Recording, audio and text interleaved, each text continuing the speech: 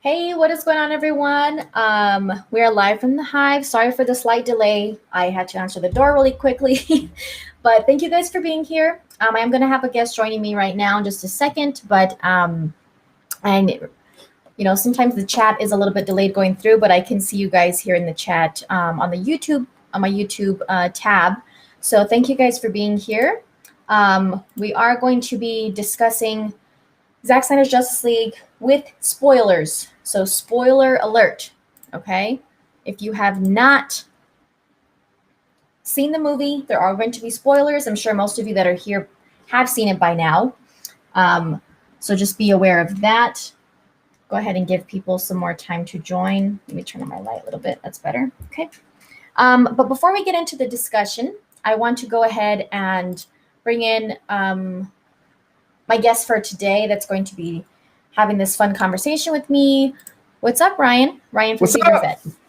How's it going? How's your day? I'm good. How are you? I'm doing okay. I'd be better if I could find that BVS remastered edition. If anybody has a direct link so I can buy it, because I went to a couple stores and I couldn't find it. Still looking for it. I'm definitely wanting to snag a physical copy of that. So. But yeah, how's the chat? How's it going, Anthony? How's it going, Lloyd? How's it going to everybody who's watching, who's lurkers that haven't really said anything yet?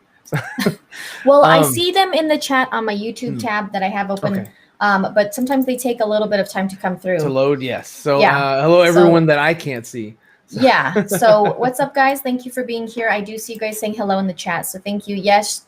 Restore the Snyderverse. Of course, that's been a big topic. I mean, before it was, but especially right now. Yeah.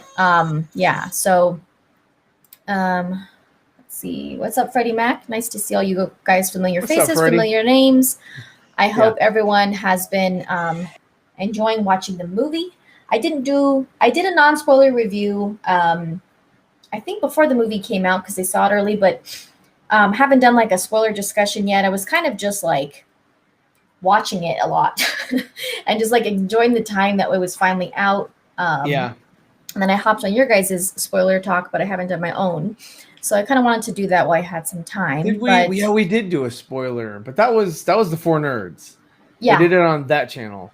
I haven't done one on my own, breaking it down. I did a non-spoiler, and that was cool. And then I just started watching the movie. I really, to be honest with you, I love my channel. I love everybody that supports my channel, but I haven't put anything up since, because I've just been watching the movie over and over. I've seen it about 4 times now, just trying to sneak it in there. And I was going to watch BVS, the remastered edition today, but unfortunately that's not happening. So again, if anybody has a link to that, I'll a good link, I'll definitely jump on that and buy that, because I do want to see that.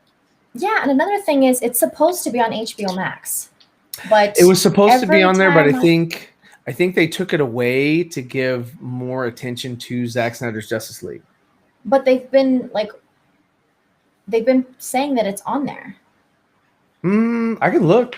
One of the 8, but it's not. I mean, the last time I checked, I just am able to find the Ultimate Edition that's on there, and I find it funny that the theatrical version is not on there. I think everyone, people who like BVS, people who don't like BVS, I think everybody has sort of disavowed that version, and nobody wants to watch it. Yeah. I know that there are certain people like Grace Randolph who are like, that's the only version I like, and I'm like, okay, well, that's why you get what you get. Thank you. But yeah, no, you're right. It's just the Ultimate Edition, 2019 release on here. So it's not the latest. Oh, not only Zach said version. If you own the 4K version on Movies Anywhere or iTunes, it was automatically updated. See, that's what I was expecting to happen on HBO Max. I thought it was just going to be automatically updated. Like, I didn't think it was going to be like a separate option or anything. I just thought it would be updated, you know? Well, I then I'll need to go purchase the because I have the Blu-ray. I guess I need to get the 4K version. Let me see.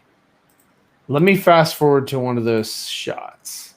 Okay. Oh wait, yeah, no, I'm on it right now. That's not true. This is not 4:3. I'm in the nightmare sequence, and it's not 4:3. It's 16:9. So yeah, that's not accurate. Hello, Alexis. At least for HBO Max, that's not accurate. I haven't checked my disc because I didn't upload it. Let me see. What's up, Neo Sevens? What's up? I say Xez. Yeah, let's see. That's a cool name to say. Xez. Yeah, I don't know. It's been. What's up, Zach? Weird. What's up, TK421? Let's see, Hunter. What is your thoughts on Jody's Corner saying Ann Sarnoff is my? I don't. Anytime people ask me about something that he says, I don't even respond. So don't. Who says? Jody's Corner. Oh God, not that guy. I don't even bring him up on my channel. Like, I know he's asking a question, but two people that you don't even want to like mention because they are fighting for relevancy, and as long as you keep bringing them up, then they do stay in the conversation. So that's why last year with Fatal J and everybody else, I started the campaign for cancel the hate, and so we just don't bring them up. One of our friends did, and it was a mistake. It was a mistake. He brought him up. Had Andy Signor on his channel a couple times, and I was on there actually, arguing against Andy, and it, after a while, it was just a circular conversation, and it served no purpose. So the best thing to do is to not talk about or talk to them or have any discussions with them, and they'll disappear. Yeah, and I don't give them views. I don't watch Jody's Corner. I don't pay attention to him. Anytime he's like, people will ask me, leave comments on the channel. What do you think about this? I'm like, I don't, because I don't pay attention to what he says. So I don't have any thoughts about it. So Andy and Jody both had, and I don't know if they still do, but they had connections with Warner Brothers. And of course, people from Warner Brothers are trying to spin this narrative of we're beyond the Snyderverse and we're not doing it and whatever. Of course, Warner Brothers isn't doing it because these are not Warner Brothers properties any longer. They are Warner Media, and Warner Media is going to go ahead and shuffle them through HBO Max. So yes, Ann Sarnoff is correct. She did kind of speak before getting the go-ahead by her superiors, but she doesn't have anything to do with the Ayer cut. She doesn't have anything to do with the Snyderverse. She doesn't have anything to do with that. They have their thing that they're doing with the Flash and the Batman and whatever else, whatever silly things they can come up with. But we have, Snyders is still in negotiations. Please, yes, like We Are Venom, hashtag restore the Snyderverse. Make your, retweet people that just, if you see it and it says restore the Snyderverse, that's an automatic like and an automatic retweet. If you support what you saw, you like Zack Snyder's Justice League as we did. I mean, that's definitely something to hashtag and jump on the campaign for. Yeah, for sure. I wouldn't worry about too much about it. It's annoying, of course, and it's frustrating to see stuff like that. But at the same time, I mean, in the beginning, it was Warner Brothers has no plans to do this. It's never going to happen. We've seen all of these kind of things before. Yes, exactly. Don't cancel HBO Max because they're not the ones. That was my thing yesterday. I was like, I was speaking out of just sheer, that was my passion. My, I mean, you're it's frustrating. Yeah, exactly. I mean, your emotions are so much more stronger than your intellect. And it kind of got away from me there with the cancel or boycott Warner Brothers because but in a way I am right in that if you want somebody to pay attention to you, especially a corporation, you hit them in their wallet. So if you hit them in their wallet, they're gonna be like, why am I not getting the money that I used to be getting? What's going on? How do I change that? I need that money back. So yeah, for sure. No, I do think they're going to feel a hit to some upcoming projects that they're putting out. Yes, keep HBO Max. They're not the ones that are putting this kind of stuff out there. So don't blame them. Canceling is not going to help. It's only going to make things worse. So keep your HBO Max subscriptions or whatever you're watching, Zack Snyder's Justice League, wherever you may be. But we do want to talk spoilers. I had some screenshots that I wanted to show for the movie, but I don't know why they came out very strange. So I don't think I'm going to use them. But I'm pretty sure we've all seen the movie by now. Anyway. Spoilers. Yeah. Where's the spoiler warning? No, spoilers. Yes. Giving another warning. Go. Spoilers for sure. Because, I mean, I think if you're here, you've probably seen the movie at least once. But just in case you haven't, we are going to be discussing like spoiler details. Okay. Yeah. So just putting that out there. So I guess just your first overall initial thought reaction watching the movie for the first time. I was so glad now, but that I waited. Yeah, I've seen it multiple times. I was so glad that I waited as long as I did, and I stayed up. I stayed up until 3:30 in the morning watching this thing because I was like, I don't care. I've waited this long. I've been on this campaign trail for so long. Yeah. I'm not going to wait another day. As soon as it released for me, I watched it, and it was hard to keep away from social media to not spoil it for other people. And before I got to see it, because there were people that actually saw it before I got to see it, who remain nameless. So I wanted to stay away from social media because of that as well. I was like, I can't hear anything. I don't want to hear like any positive comments, negative comments.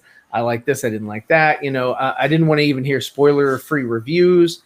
I wanted to go into it as cold as I could because I had watched all the media up until that point, minus the last trailer and the TV spots, the character spots. I did not watch any of that because I was kind of like, oh, I'm done. I've seen enough. I know too much about the movie anyway.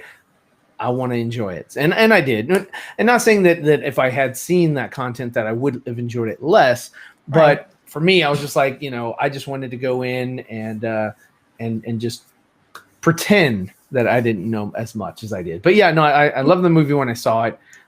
It was great. I love the chapters, how they split it up, how you can watch, you can go back and say, okay, I'm going to start part 2. I'm going to watch that part again, or I'm going to leave off on part, at the end of part 3 and I'll come back for part 4 or whatever. And it certainly helps out other people that have a lot of things going on in their lives that, they can't really donate or allocate 4 hours directly, all the way through for a film. They can always come back, watch it, and and enjoy it that way. So, what was your initial thoughts? Well, I unexpectedly saw it early, and so I think that kind of added to the excitement. Sure. But I was glad that I saw it before the last trailer came out. I saw it like the night before the last trailer came out, and the last trailer shows a lot of important stuff. I mean, I still watched the trailer. I didn't do a reaction to it because I didn't feel like that was fair. Because I was like, this is not genuine. Like, I would still be like, every time you see it, you'd be like, wow. Oh, I bet this is gonna happen. I mean, it's like, and then the when they release it on Thursday, you're like, see, I told you, you should have listened to me all along. Yeah, so of course, it's still like you're excited to see it, but like several times. But since I'd already watched the movie, I was just like, I'll just talk about the movie. But anyway, I mean, it was I was super surprised at how fast the 4 hours goes by. Even the first time watching it, like, it's 4 hours. Yeah. And I wasn't really expecting it to feel super long because for me, like, BVS Ultimate Edition is 3 hours. And to me, that doesn't really feel like 3 hours. Well, as long as the story is progressing and as long as it has a good pace, then you don't really pay attention to it that much because there's so many things going on that you're paying attention to as you're watching it that you do lose track of time, and that's why it doesn't feel like 4 hours. Yeah, no, it really didn't. And I think also, like, even though they're not hard breaks, they're just like title cards, the breaking it up with those title cards does kind of help too, because you're like, okay, you kind of know where you are as far in the movie. And so it's kind of not, it's not just like something like one thing after another happening and it's 4 hours and it's like, it just kind of helps break everything down and like to digest it. But I think it's beautiful. I think it's just, it's epic. It's everything I wanted. I mean, there's so much, I mean, obviously stuff I didn't expect to. Yeah. So it was just awesome. It's a very rich kind of movie. You know, it takes 6 characters and it really develops all 6. And it really gives them their own special due and all that, and that's great. And it also sets up 2 other characters, which are the villains, and it has a nice pace setting them up as well, showing them why they're a threat and what's, you know, why, you know, they're the Justice League are the only ones on, you know, on the planet that can, you know, go up against these villains. So it's nicely balanced. It's a great film. I mean, and that's, you know, that's Zack Snyder right there. So I mean, a lot of people who were like, you know, who watched the Justice League version in the theater and were like, man, that felt real disconnected and all that, is because, you know, the studio didn't allow for the movie to breathe. And it was just like, it was just here, you know, here's the meat and potatoes, without any context, and everybody's going to like that. Or, and if they don't like it, we can just blame it on Zack because his name's at the end. Yeah, or I'm sorry, his name is at the beginning as well. So, as well as the end, it says, you know, directed by Zack Snyder. So, yeah. So that's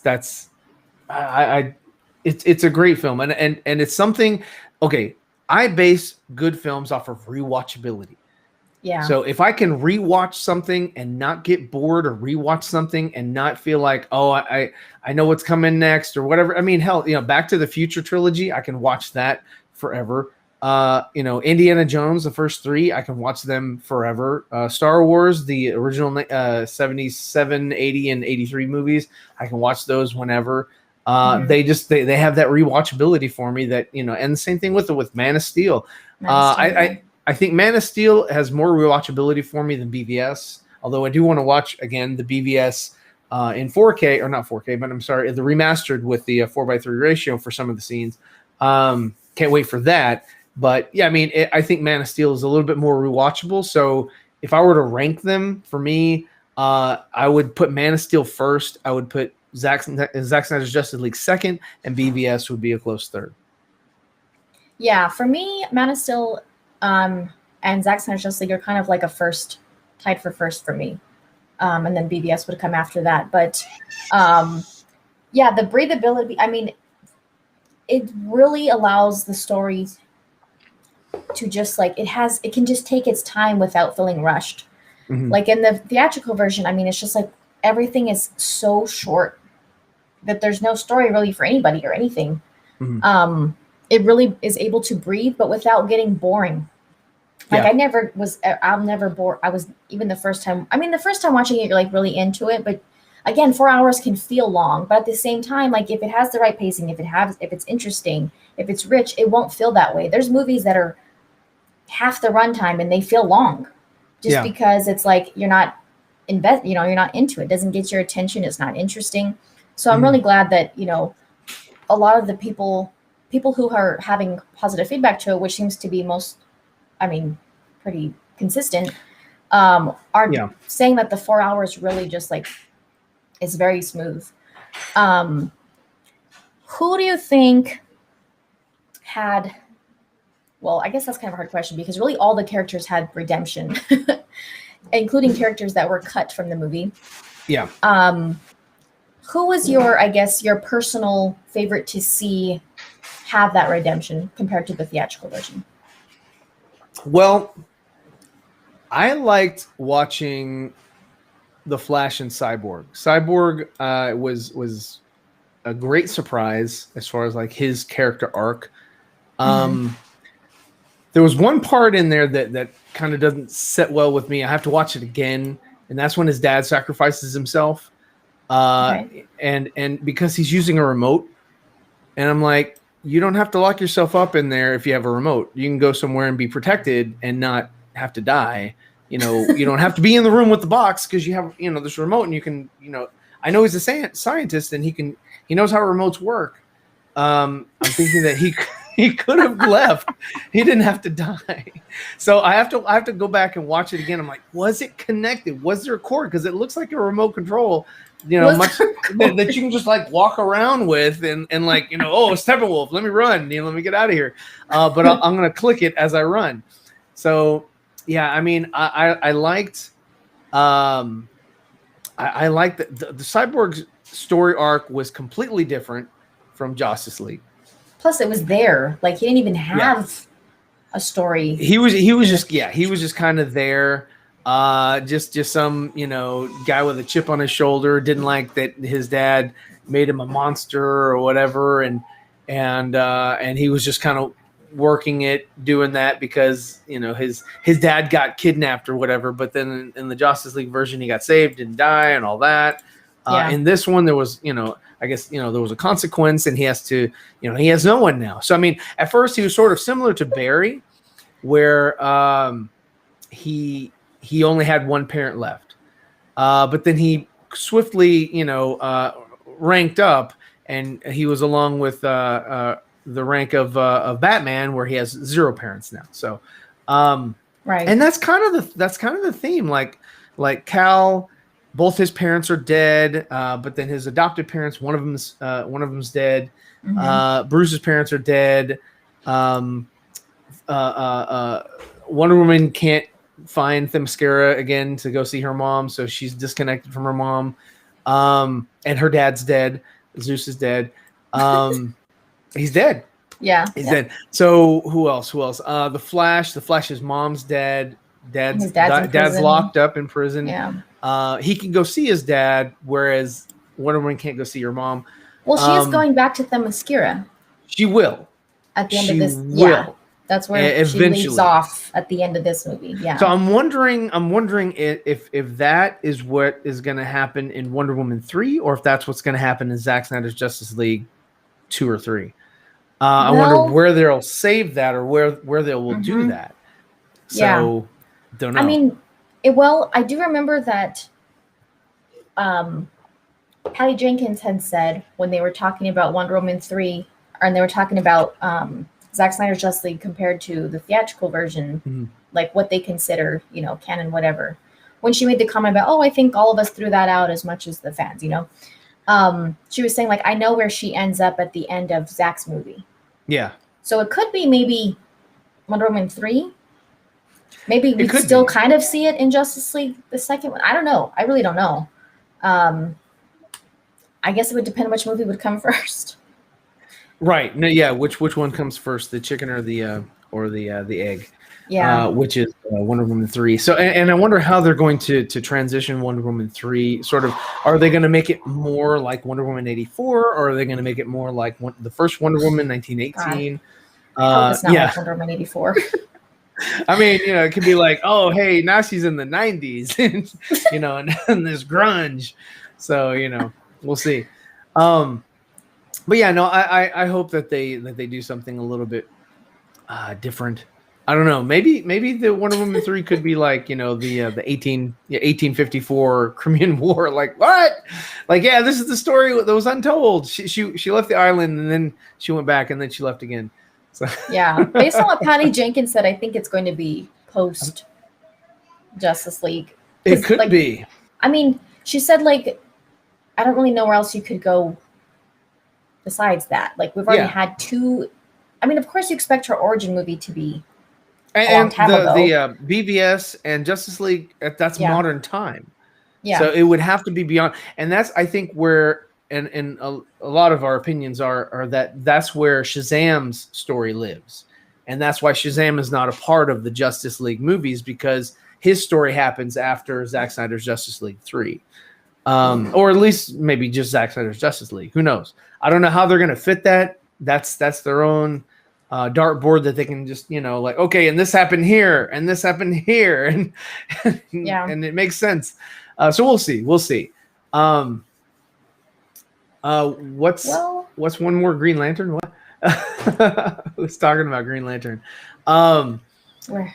Let's see. Internet Master 1. Oh, what's one more Green Lantern? Yeah, I see that. What's one more Green Lantern? I'm not sure. I don't know. It just caught my attention. Yeah. Well, I guess they sort of showed. Well, not 100%. Well, we had The two world- Green Lanterns in Zack Snyder's Justice League. Yeah, You had died. Yalan Gur, who died. Yeah. And then you had Kilowog, who Kilowog. also died. Yeah, they're both in Nightmare Scene. Well, no, the one was he wasn't History in Nightmare lesson. Scene. He was in a history lesson. So yeah. And then the Nightmare Scene, yeah. And and that's all we got. And so we have two character or costume looks or whatever for the lanterns. And apparently, like when they lose the ring, they keep their costume because neither of the lanterns were naked, like Ryan Reynolds. When he took his ring off, yeah, he's naked. So apparently that's not a thing anymore. So kudos to Zach for giving us a wardrobed. Yeah, I do like that too. In the scene where I think you're talking about the scene where he's saving them from the falling debris.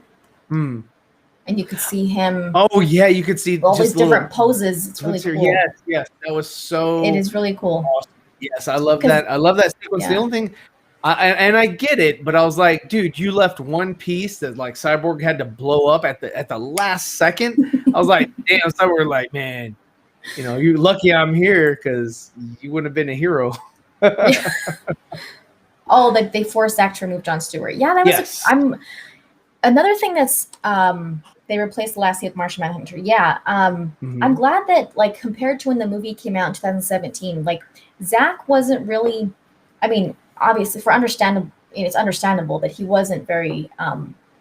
He wasn't really talking about anything to do with the movie as far as like his experience on the set or working or shooting the movie. But now he's being pretty upfront about some of the stuff that went on. But this is recent. I mean, they didn't want him to they didn't want him to use, well, they didn't want him to shoot anything additional, but he did anyway, like he said. Yeah, he shot both of them in his driveway. Yeah. So what he did was when he shot Green Lantern, he knew exactly how everything was going to be because he already shot Ben. They shot Ben prior to now, and Ben's his part of it because he didn't have, and that's the only thing that really stuck out to me was that like Ben was acting against no one. So, I guess somebody was there sort of, feeding the lines or whatever, but he was just so flippant. Like if I saw some floating being, whether it's Martian Manhunter or Jon Stewart, coming in and saying, hey, what's up? I'm here. I'm like, oh, okay, well, I guess I'll call you if I need you. Bye. Like bye, Felicia. I kind of got the feeling that he's just like not really surprised by stuff anymore. Like, that's true. What's happened? Like Superman's an alien. Like what they just fought. Kind of. Like, I mean, everything they've just kind of been through. He's kind of like, well, I'm just glad you're here. The only portion that I did like about that was that they're sort of like he initiated like going out and recruiting, and now people are coming to him. Like, okay, now you must be the point man. You must be the person to talk to or whatever. The only thing that I would have.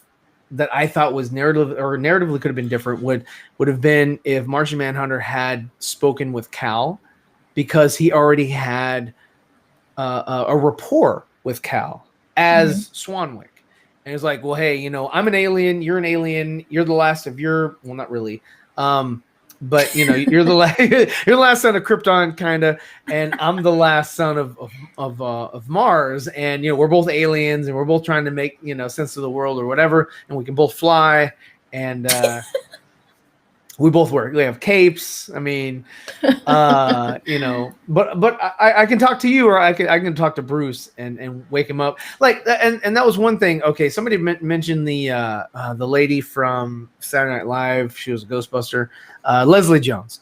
One thing that she said that actually, like, oh, okay, I get it, and that was kind of funny was that I had it and I lost it about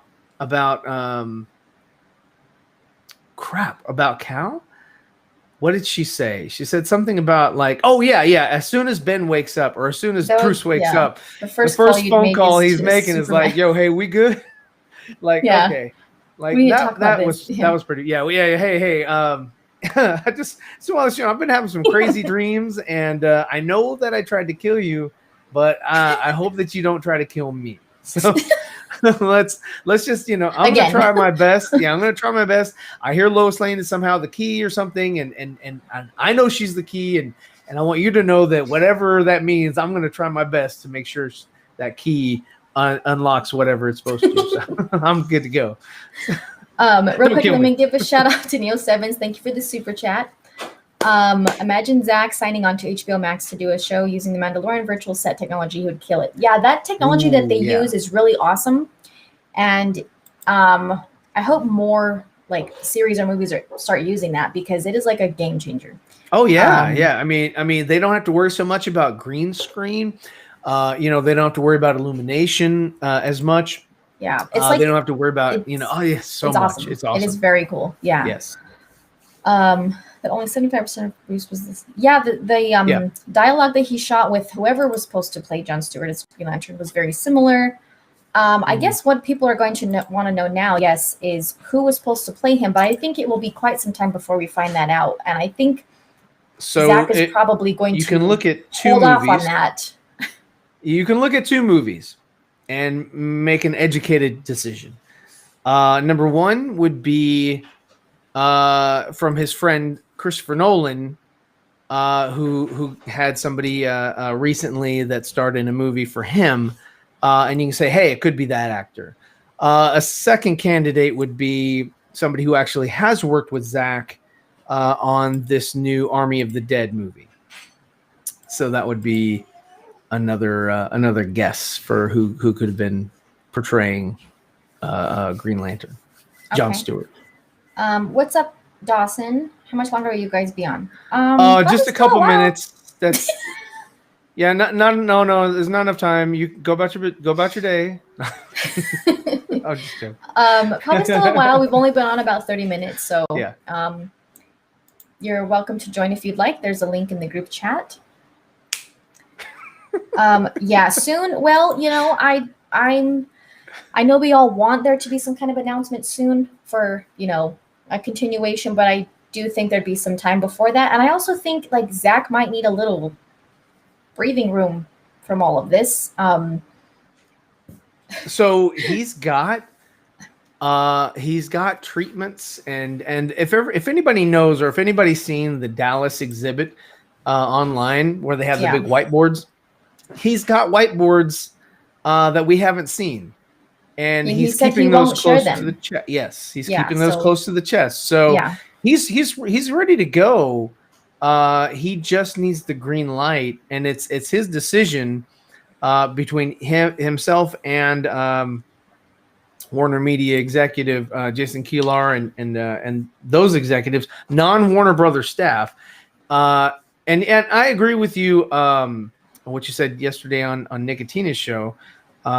Where you were on, unfortunately, but when you said that that I don't understand, and I've said this in the past as well, I don't understand why they couldn't have used Jon Stewart, because it's a multiverse, and if it's a multiverse, then they should have shut their mouths and let him use whoever he wanted to use, no matter what, because they can use their Jon Stewart, they can use their Hal Jordan, they can use their Wonder Woman, and let Zack use his. And if it's truly a multiverse, then everything should be okay. If it's not a multiverse and you're holding off because you want to use the Jon Stewart for something else, then Warner Brothers is nothing but filthy liars. Yeah, and how long? I mean, yeah, I just, like I was saying yesterday on Nicotina's show, I think they're just going to try to use that multiverse thing as like a convenient excuse, when we get different versions of characters that are different, than from who we've had so far, a different Superman, a different whatever. I think that's how they're going to try to use that. Yeah. I don't think that, I would agree. I don't think they're actually trying to, because they're like that horrible spouse that like all Al Sarnoff had to say was like, we're embracing both sides or whatever of our. She didn't even have to say anything at all. Well, no, she didn't have to even talk. That's the thing, is that it was so dumb of Anne to even open her mouth she's like, oh, by the way, I'm gonna go off and have an interview, and I'm just gonna say a whole bunch of stupid shit that I'm gonna have to apologize for to keep my job. Yeah, I know. I kind of feel like that article was ready to go too. It was the weekend after the movie, you know. I feel like it was just kind of ready to go before the movie came out, but they waited for the weekend to pass. Again, thank you for the super chat, Neil Sevens. Spoilers. Okay, do you think that the 2 times the Flash traveled back in time created any ripple effects besides the initial intent? Probably. I mean, usually that kind of stuff does. I mean, I know it was just when this movie we saw kind of just like the tip of the iceberg for what he can do with time travel. Obviously, in BVS, we saw him really go back.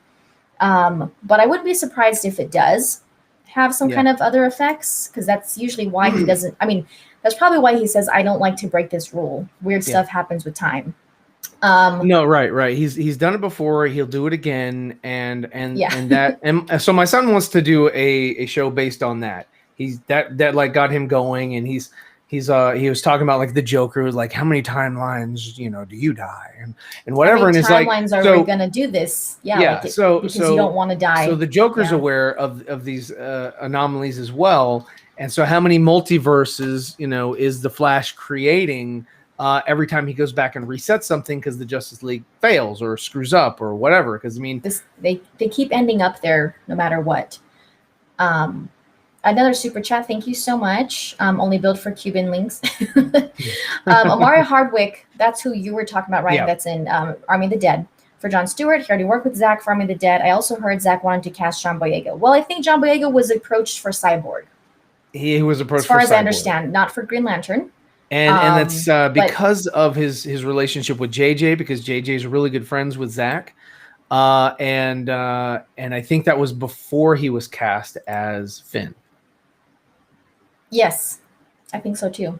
Right around the because time. Because he couldn't have balanced 2 franchises. Because if Star Wars and the Justice League were filming, and we would have already been done with Justice League 3 by now, just as we're done with Star Wars now. I mean, John would have been like hella tired. Yeah, he would have been. It would have been worse than Michael J. Fox filming, Teen Wolf, Back to the Future, and Family Ties, all within the same year. So yeah, that's a lot, especially for movies of this magnitude. Was it definite? Well, Joker did not kill Lois. Darkseid killed Lois. If you see, if you see in the nightmare vision that Cyborg has, again, spoilers. If you're just joining, the nightmare vision that Cyborg has right before they bring Superman back in the ship is kind of showing him, again, the ship is fighting him. It's like, don't do this. This is irreversible. That's another hint that why this keeps happening too. The ship is telling them like this is not, you can't undo this. It's irreversible. Yes. It's irreversible. Yeah. So because there's a timeline where it didn't work. There's a timeline where they did not bring Cal back, but then there's a timeline where he did bring him back. He rewound time a little bit, made it to where it did create, the surge and Superman's alive. And then also 2 different people kill Aquaman in the timeline. That makes sense now because. Okay, hold on. Let me just explain. Aquaman dies by Darkseid, and Aquaman dies by Superman. Okay, that makes sense now because, going back, Darkseid does kill Lois. If you see when Superman is bent over in the Batcave, he's holding a skeleton pretty much. There's no body left. And Darkseid is there. He succumbs to the anti-life equation. Someone earlier said that Lois dying doesn't make Superman go dark, but that is what causes him to succumb to the anti-life equation, which is how. Well, not only Lois, but also the baby that Lois is carrying. Yeah. So true. It's everything. Lois is the key, but she was a key that had something inside of her. So he lost his whole family. So why Superman blames Batman for Lois's death? Well, she was there in the Batcave. There has to be some element of, it was probably his responsibility to watch over her. He was supposed to protect her. Yeah.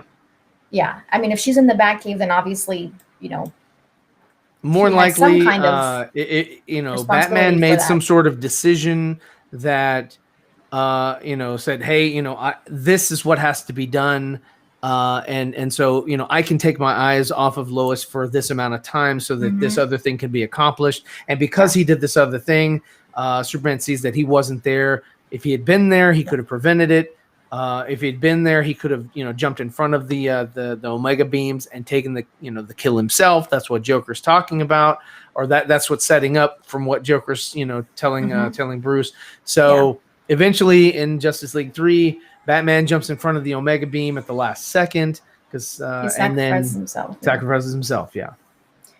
Robin's suit was in the background. Yes. Yeah. If you, the first time I watched it, I kind of just assumed, I guess, based on what we knew about the movie, that they were in the Batcave. But the first time I watched it, I didn't actually see that it was the Batcave. All I could notice, all I recognized from the Batcave the first time was the floor, like that grating. But the more you watch it, or if you pause it, you see the Robin suit in the background, and you can tell that it's like, the Batcave is just it's destroyed. So yeah, it is the yes, he's corrupted by Darkseid and anti-life. Yes, he's being mind controlled. Lois's death just weakens his will and makes him vulnerable to it. Yeah, exactly. Yeah. That's how that happens, and that's why we see him the way we do, the nightmare scene. But yeah, I'm glad you brought up the Aquaman thing, because when I was watching it before we did this, it looks to me like the more I watch it, and when they show Darkseid in Atlantis spearing Aquaman or whoever that is, I was like, well, now it looks like him. Now that I'm looking at it, it looks like Aquaman. But then when Mira does look like him. Yeah, when Mira says, I'll stab this through his heart for what he did to Arthur, she's talking about Superman, so that's why I was confused. And you see his trident on land where the Hall of Justice is all destroyed. Yeah. So that's why I was confused. But since those are two separate nightmares, kind of makes those are sense. two separate timelines where Arthur dies in two different timelines, because I guess he's just not as strong as the rest of the league. So that's what happens to him. Okay, this is also but that kind of makes sense now that you bring it up. I think this has been a big thing of discussion too, and it's also a question I had. We brought it up, I think, on the 4 Nerds too, about Darkseid forgetting where the anti-life is located. Do you have any ideas about why they wouldn't know where? Well, where they got the Earth? The planet that they got defeated on. This is the planet that they lost. Not only the anti-life equation, but also the 3 mother boxes. Yes. And so, this would be a planet or a world of importance, or a world of remembrance. Yes, Darkseid did. He got hit with by Ares with his axe. He was unconscious when they took him. It could be that they were talking about thousands of systems out there in the multiverse or whatever. It could be that they didn't put any tracking device or whatever. I don't know. It could be that they just literally didn't know, or it could be that the anti-life equation itself wasn't exactly the anti-life area right there. It could have been that that's sort of like the test, because I didn't see the Omega symbol when Darkseid hit the ground. I saw the designs and all that, but I didn't see the exact Omega symbol. So it could be that where he hit it, it's kind of intertwined. Like, it's there, but there's also all the lines around. Are you talking about the history lesson? Yeah, the history lesson. Okay. Right. Yeah. It's because in the dream sequence you can clearly see Omega symbol. There it is. Yeah. And it's the spot between Metropolis and Gotham, in that sort of harbor or bay or whatever. The body of water that's no longer there, and that's what you see in BVS when they're driving, across it, and you see that big Omega symbol. Yeah, it's there. You just kind of have to look at it because of all the other lines that are around it. And Zack did say during the watch party that it was the same location when Steppenwolf finds it in present day. He said it's the same location where the battle happened. But let's bring in another guest really quick, and we'll continue on this thought, because I do think it's been a big point of discussion. What's up? We have Dawson from Nerdy Many Ways. Hey, how's it going, guys? Glad you're able to make it. Yeah, absolutely. I was just getting myself some ramen noodles, so starving. Ramen noodles. Yeah, man, Kids we're love 'em. You poor, only eat man. that when you're like alone. I am alone. Where's your wife? She's at work. There's nothing. Okay. We don't have much in the fridge right leftovers. now. No leftovers. Okay. We're poor, man. Come on, get off my Oh back. my god! I saw your super chats. They were just like rattling off. Okay, Mister. I don't know how YouTube payment works. Okay. Yeah. But I didn't want to add my voice into the idea of why they didn't know what planet it was. One explanation that I saw that I actually thought was really interesting was someone talked about how the mother boxes in a way are like homing beacons, right? Kind of GPS and help them travel from world to world. So if they lose those and they leave and go back home, like thousands of universes away, like that would make more sense as to why they would lose track of that planet, because like they were going from planet to planet in that fashion, but they had to go back using the old ways. All right. Yeah, So I have a question about that. Is Steppenwolf had to conquer worlds, and so he was like he had to make something up for Darkseid. So he was conquering. Yeah, there you go. So he was conquering worlds as without the mother boxes for Darkseid. So, I mean that because Darkseid was saying they need to go back and use the Armada and do the old-fashioned way or whatever, but that's only after Steppenwolf's head was cut off. So what were they doing prior to? Because that wasn't the common mode of transportation. So I'm not following. Okay, so what I'm saying is before the Darkseid said, hey, we're gonna use the Armada. Steppenwolf was conquering worlds. Well, how was Steppenwolf conquering worlds if he wasn't using the Armada system or way of travel?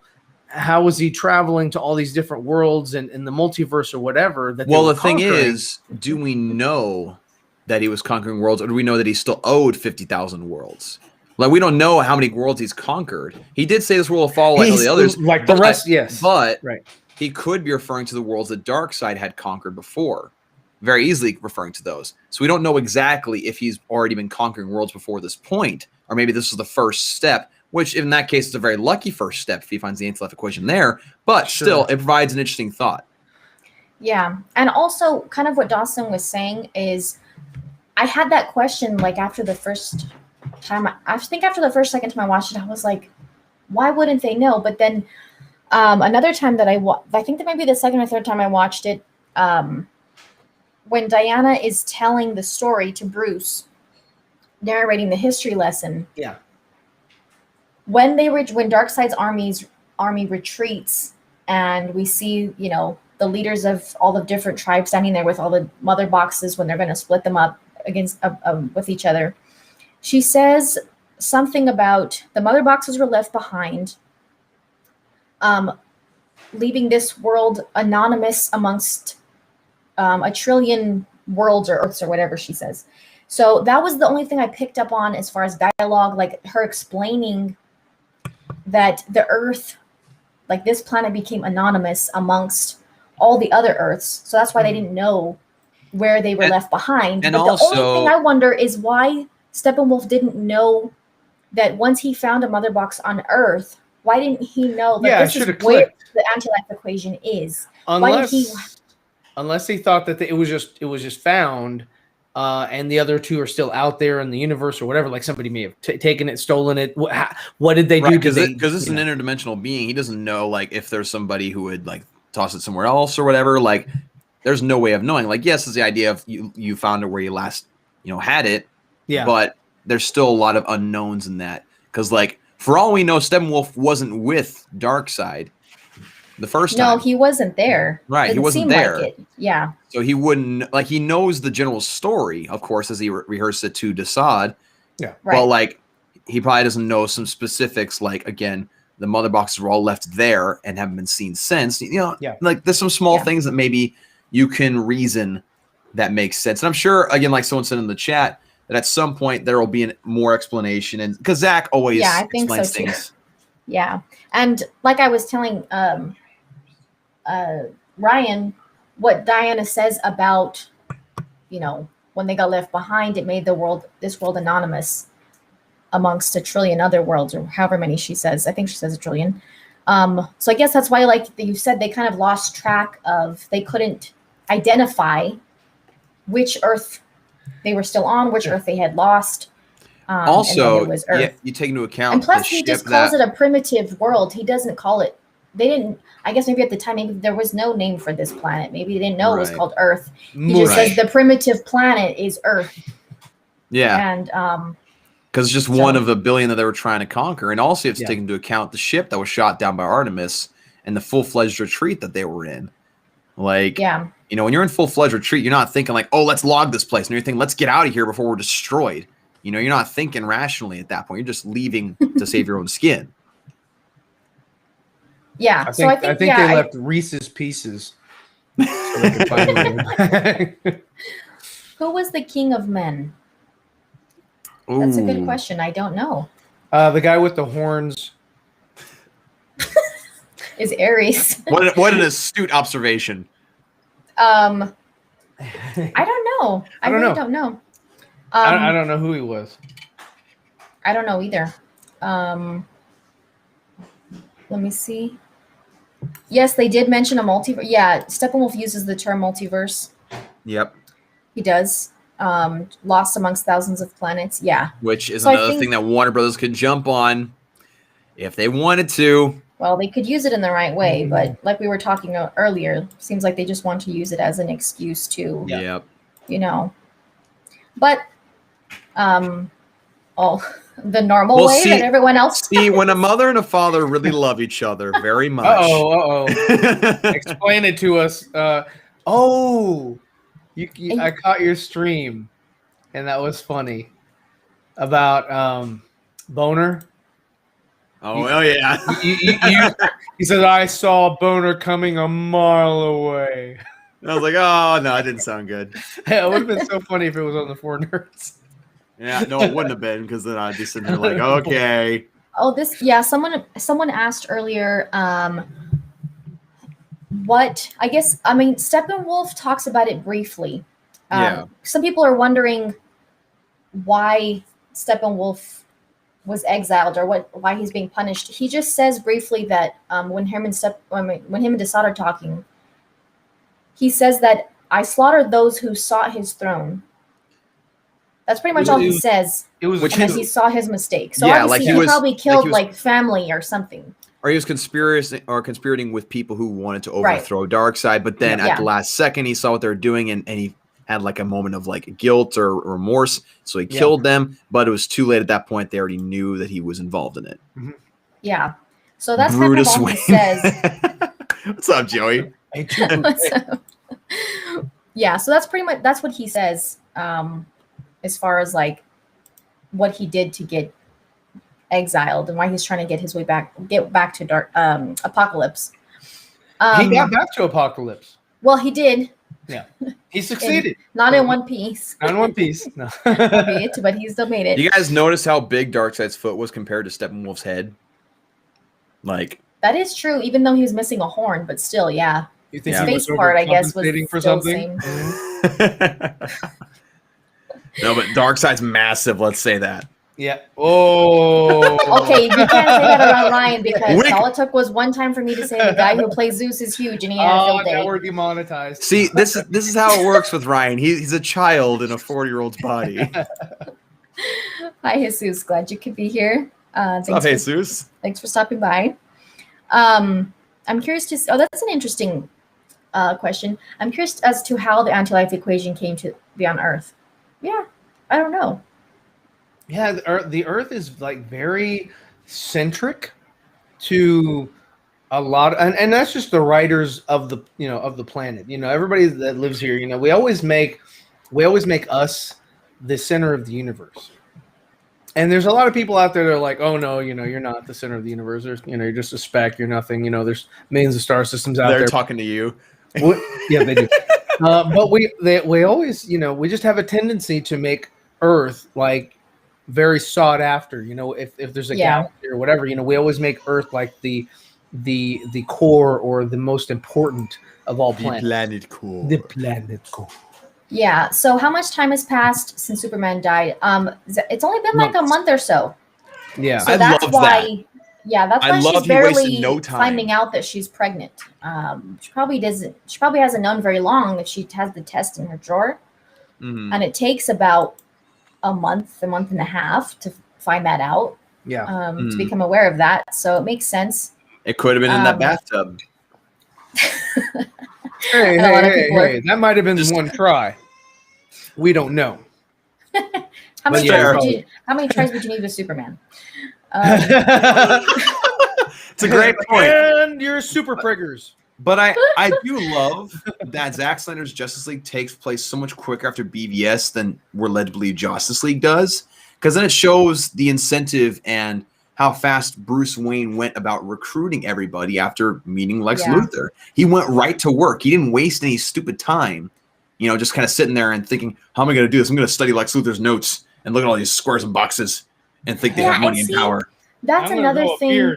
That's another thing that did not make sense in the theatrical version is Luthor wouldn't have the mother boxes in his notes if he was communicating with Steppenwolf right when Superman died, because he gets arrested right then and there. He wouldn't have those in his notes with the metahumans because he doesn't know about them before Superman dies or before he's in the ship with, when he creates Doomsday. So it wouldn't make sense for him to have. Unless he's like making notes in his journal in Arkham, which is just like, why?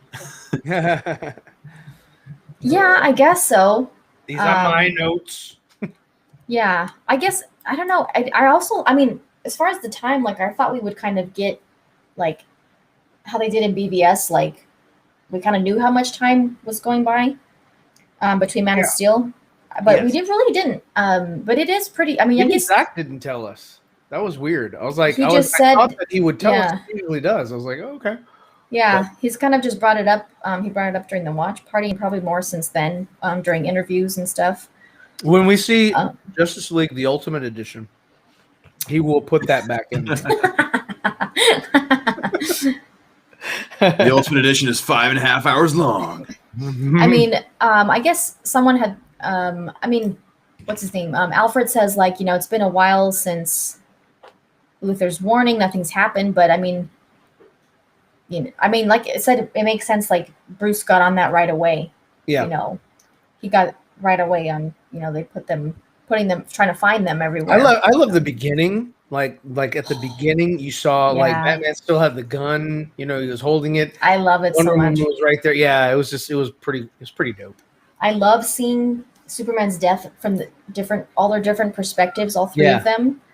Oh man, that was. I remember watching it the first time and seeing the spike that goes through him, and I'm just like, when it's close, I'm like, what is that? Oh, and then the only thing that didn't really, I don't want to say make sense to me, is when he stabbed Zod Doomsday, and then he pushed the kryptonite. Yeah, he didn't die till like through to the backside of him. I would have, for me, if I know kryptonite is what kills you, I'm gonna leave the kryptonite inside your body and kill all of the cells. Yeah. But he stabbed him all the way through, or pierced him all the way through.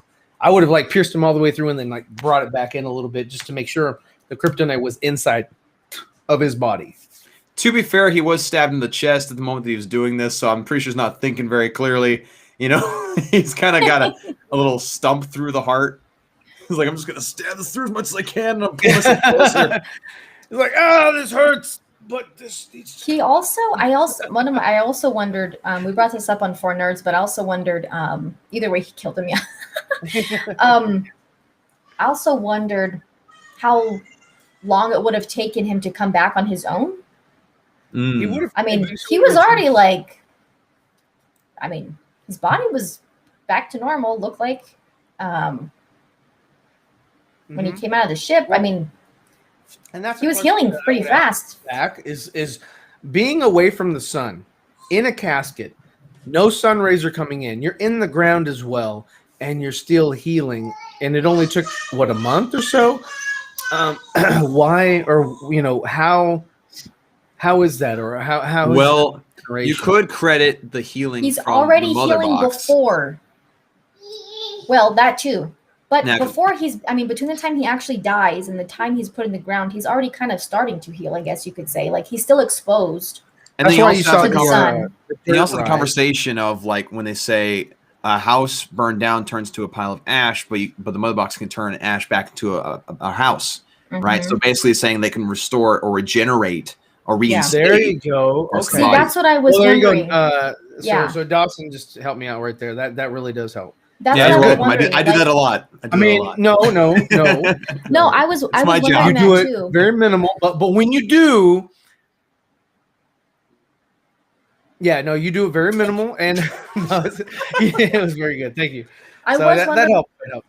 I was curious as to how far along he was healed before they used the mother box to bring him back. Like, did it just, like put everything back together immediately as soon as the water and the flash and everything, as soon as they all touch?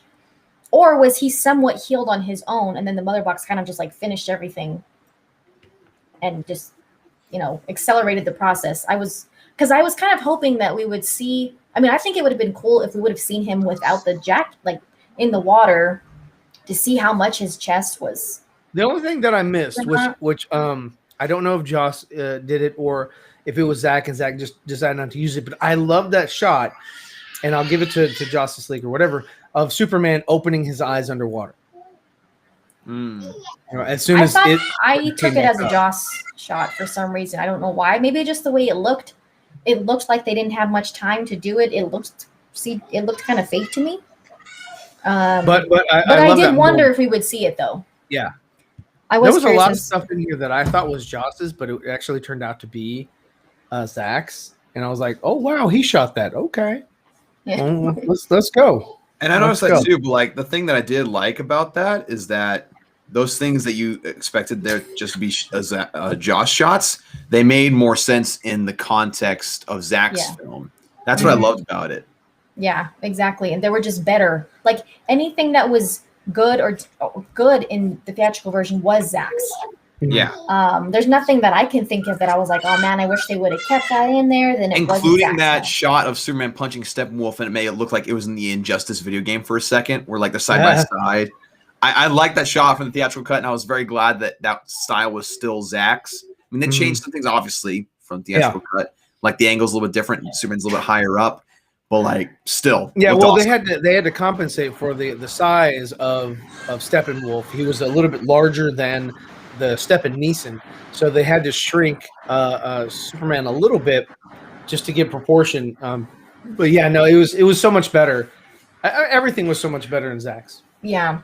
Do you guys think, the mother box jump start made him more powerful than before? Possibly. I don't know.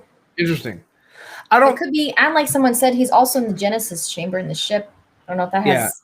But I mean, he hasn't shown anything so far that has been like, oh wow, he couldn't do that before.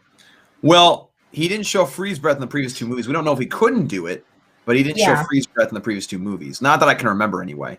No, this was the first time, and I was so pleased by how much better it is in the theatrical, because I did there was something that came out. Yeah, I didn't like that. I didn't like that at all. And plus the fact that he looks like Play-Doh the whole final battle in the theatrical version is just so like it takes you out of it so much. And we kind of did know that he was going to have something came out about saying that he was going to have freeze breath in Zach's version too, but it was very different. And I mean, just his entrance into the final battle was like, oh my God, I loved it so much seeing it for the first time. I mean, I still do. But like, I was wondering how different. I believe in truth. Is this guy still following you? Oh God, I hate that so much. Flying out to space fully charged right before the fight made him stronger. Yeah, that did too, especially having the black suit. Yeah. But and also he knew he could do that, so it wasn't something that he was just like. He was just like, oh wow, I couldn't do that before, hey guys. Well, that's new. He knew he could do it. It was something he was just kind of like. Maybe he didn't have a reason to use it before. He wanted to blow a kiss to the axe, but instead he's just like, I froze that thing. Dang. All right. I love how it's just like nonchalant. That reminds me of. He just blow them a kiss, my dear. Yeah, I love that he doesn't show. Yeah, he doesn't have to show much effort. He's just. Yeah, and oh man, it's just I love the music. I love the track that they used. I I expected to hear Man of Steel music during that part, but like I love the track that they chose for I it. agree. I think it fit it very well, Yeah. and it was a nice callback. Yes, definitely. I had asked Dawson before you joined. I had asked Ryan. We know that all the characters, and including characters that were completely cut from the theatrical version, all got redemption in Zack's movie.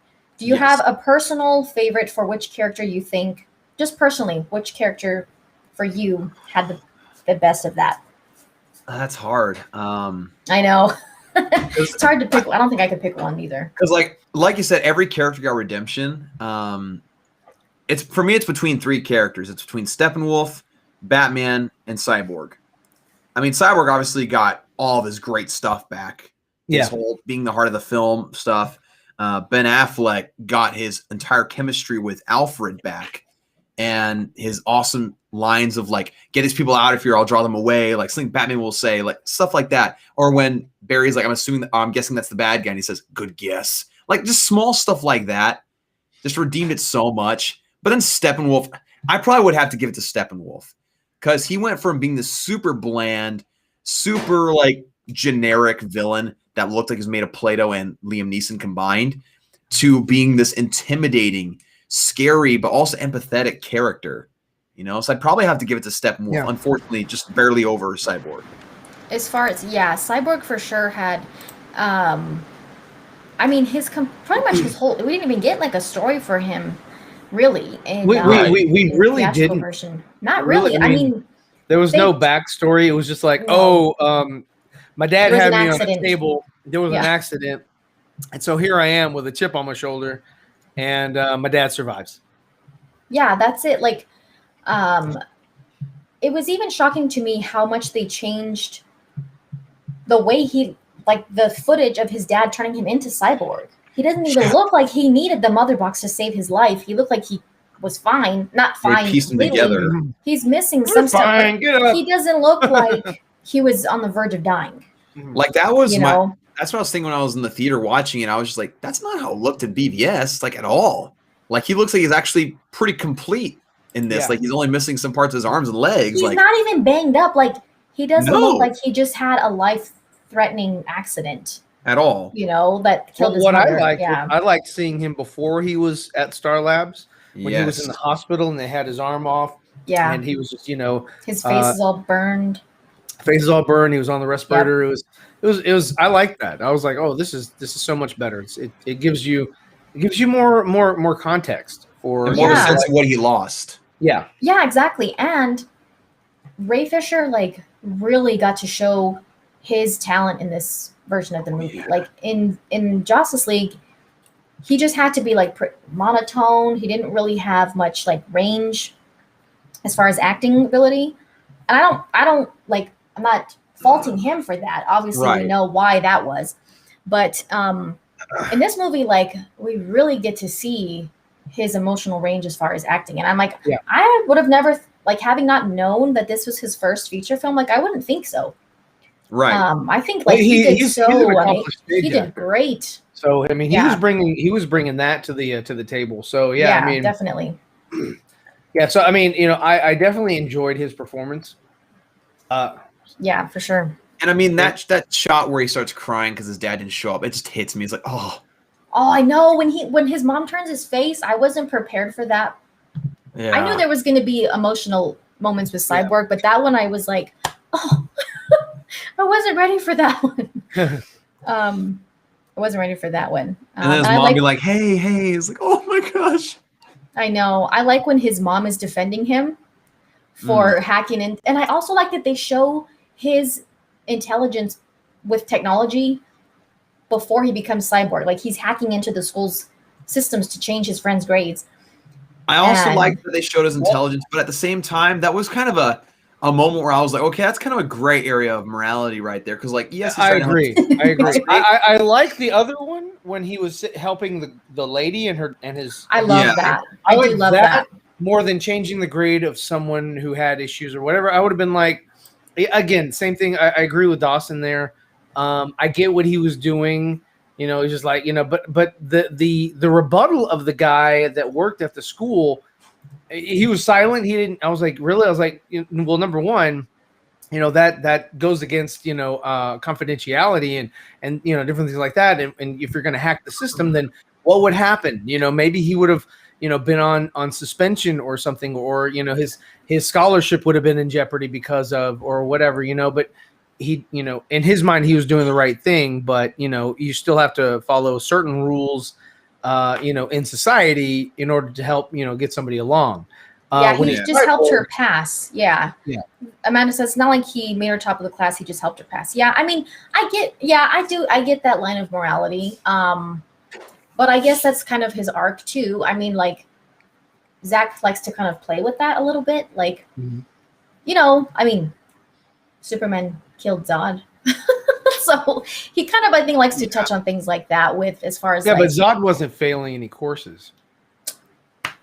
I like what my point is. I like what his mom tells. I like what she tells the dean or whatever he is. Sure. Like, what did you do to help her? You know. Sure. No, and that's a great line. Yeah. You know, that's a great line. So yeah, I mean, I can agree with that. With her defending her son, everything like that. I thought that, like Dawson, I thought that was a little bit of a gray area right there. You know, changing grade, you know, hacking into the school system to do so. Because if that happens in real life, you know, if that happens out there, I mean, you know, there are people that you know get slapped on with different provisions or restrictions, prohibiting restrictions. Yeah, I get what you guys are saying. I do, for sure. Will the codex ever play a part in these movies, or are we done with that? I mean, I think it will. I don't think Zack would have introduced that in Man of Steel if it didn't have anything to do with. I mean, a lot of us thought it was going to have something to do with him coming back to life and why he was confused about who he was. But it still could. Yeah, I really would prefer if Zack does sort of explore that a little bit more. Not, I mean, if it's just in the beginning of Man of Steel and that's sort of it, and it's only a what do I want to say, a MacGuffin to give some reason to Zod to track down or care about Cal and wanting to extract that from him, then it is weak. But if he can find a way to make it relevant for the Justice League movies and sort of tie into it, I would prefer it. Yeah. I do think let me see. A lot, like I was saying, a lot of us were kind of thinking it might have something. We thought it might have had a role in him coming back and being confused about who he is. But then, since but now in Zack Snyder's Justice League, we have more context to that because Cyborg has a nightmare vision right before they bring him back, and seeing, So, in your guys' opinion, because Cyborg sees that right before they bring him back, do you think that is why Superman is the way he is when he comes back? Because of the Codex? No, because of what Cyborg sees right before they bring him back. That's what I thought. I mean, there's no hi Alex, nice to see you. Thank you for being here. What's up? The way he's kind of acting like, why do you think he's reacting to the League the way he is when he comes back? He's just disoriented. Hey, what's up, Alex? He's just disoriented. He was dead for a month or a month and a half, and he's been real. He's been sort of. They gave defibrillator of the mother box, so that kind of like So you kind of got to get your bearings, like what's going on, what's happening. I sense that I can see through these people, as I did in Man of Steel. I can see that one of them is hostile. I don't know any of them except for the Wonder Woman. But he's still attacking, is what I'm saying. Like, so why do you think? Do you think it's just that he's confused? I think that's the only reason.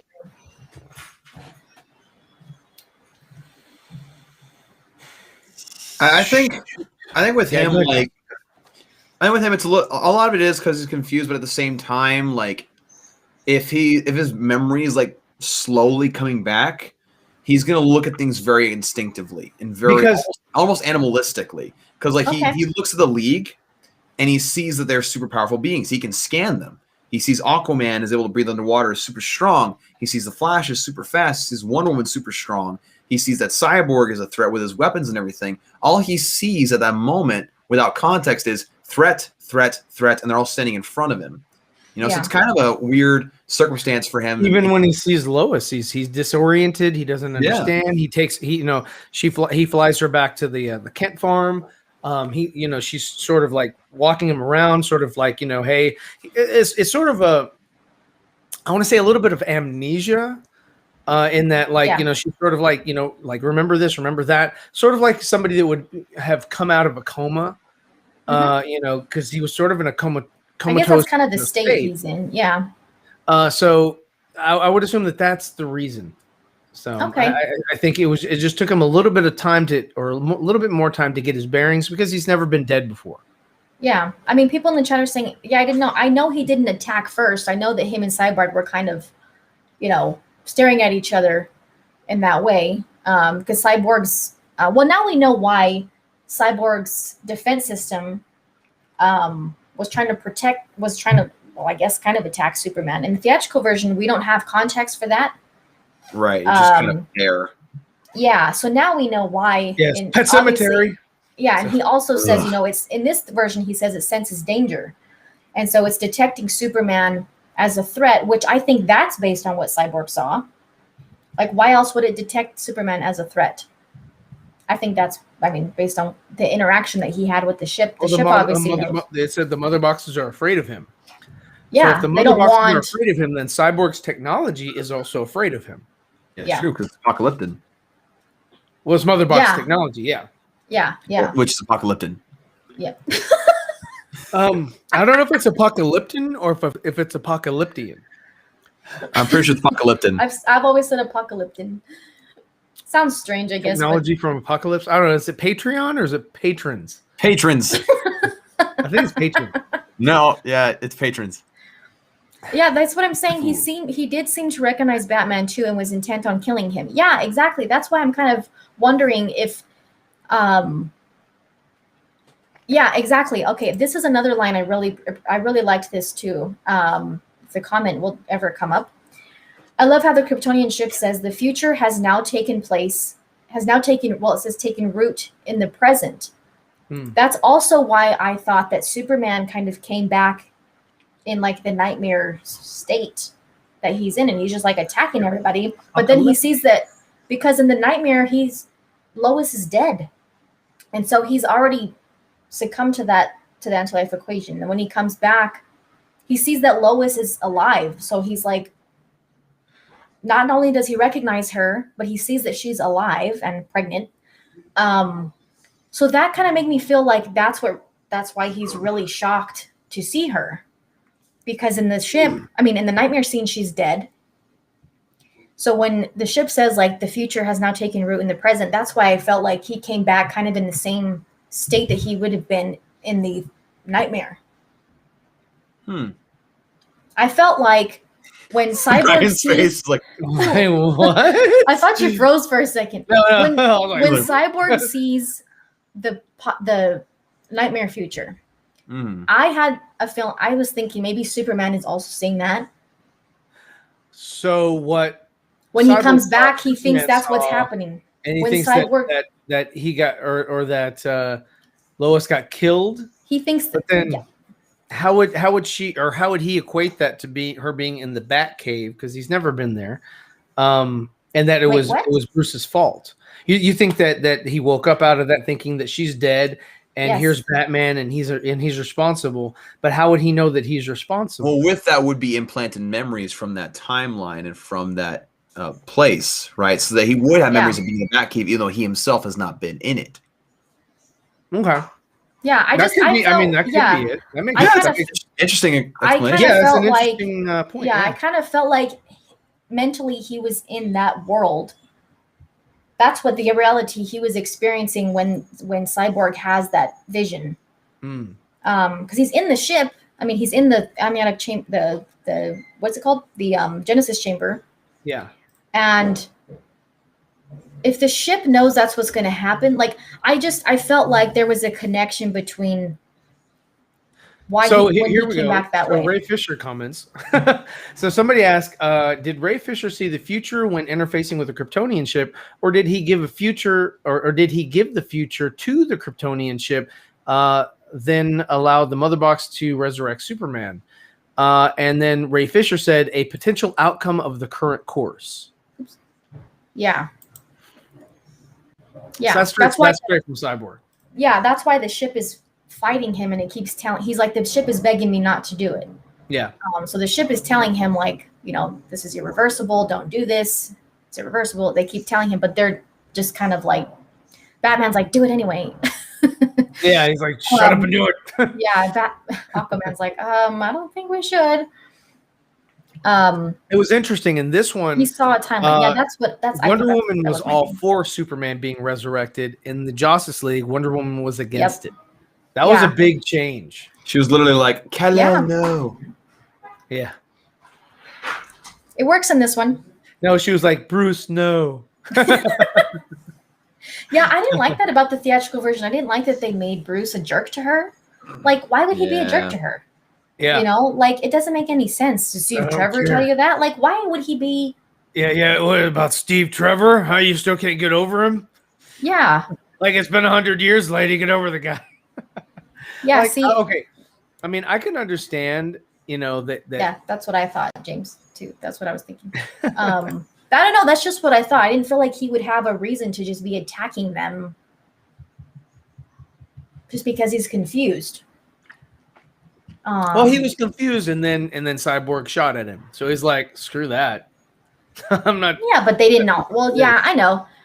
Because then, right after he shot, Wonder Woman was like, "We need to restrain him," and he's like, "I'm on it." And then he jumps, and then he gets punched like a bitch, and then she gets thrown.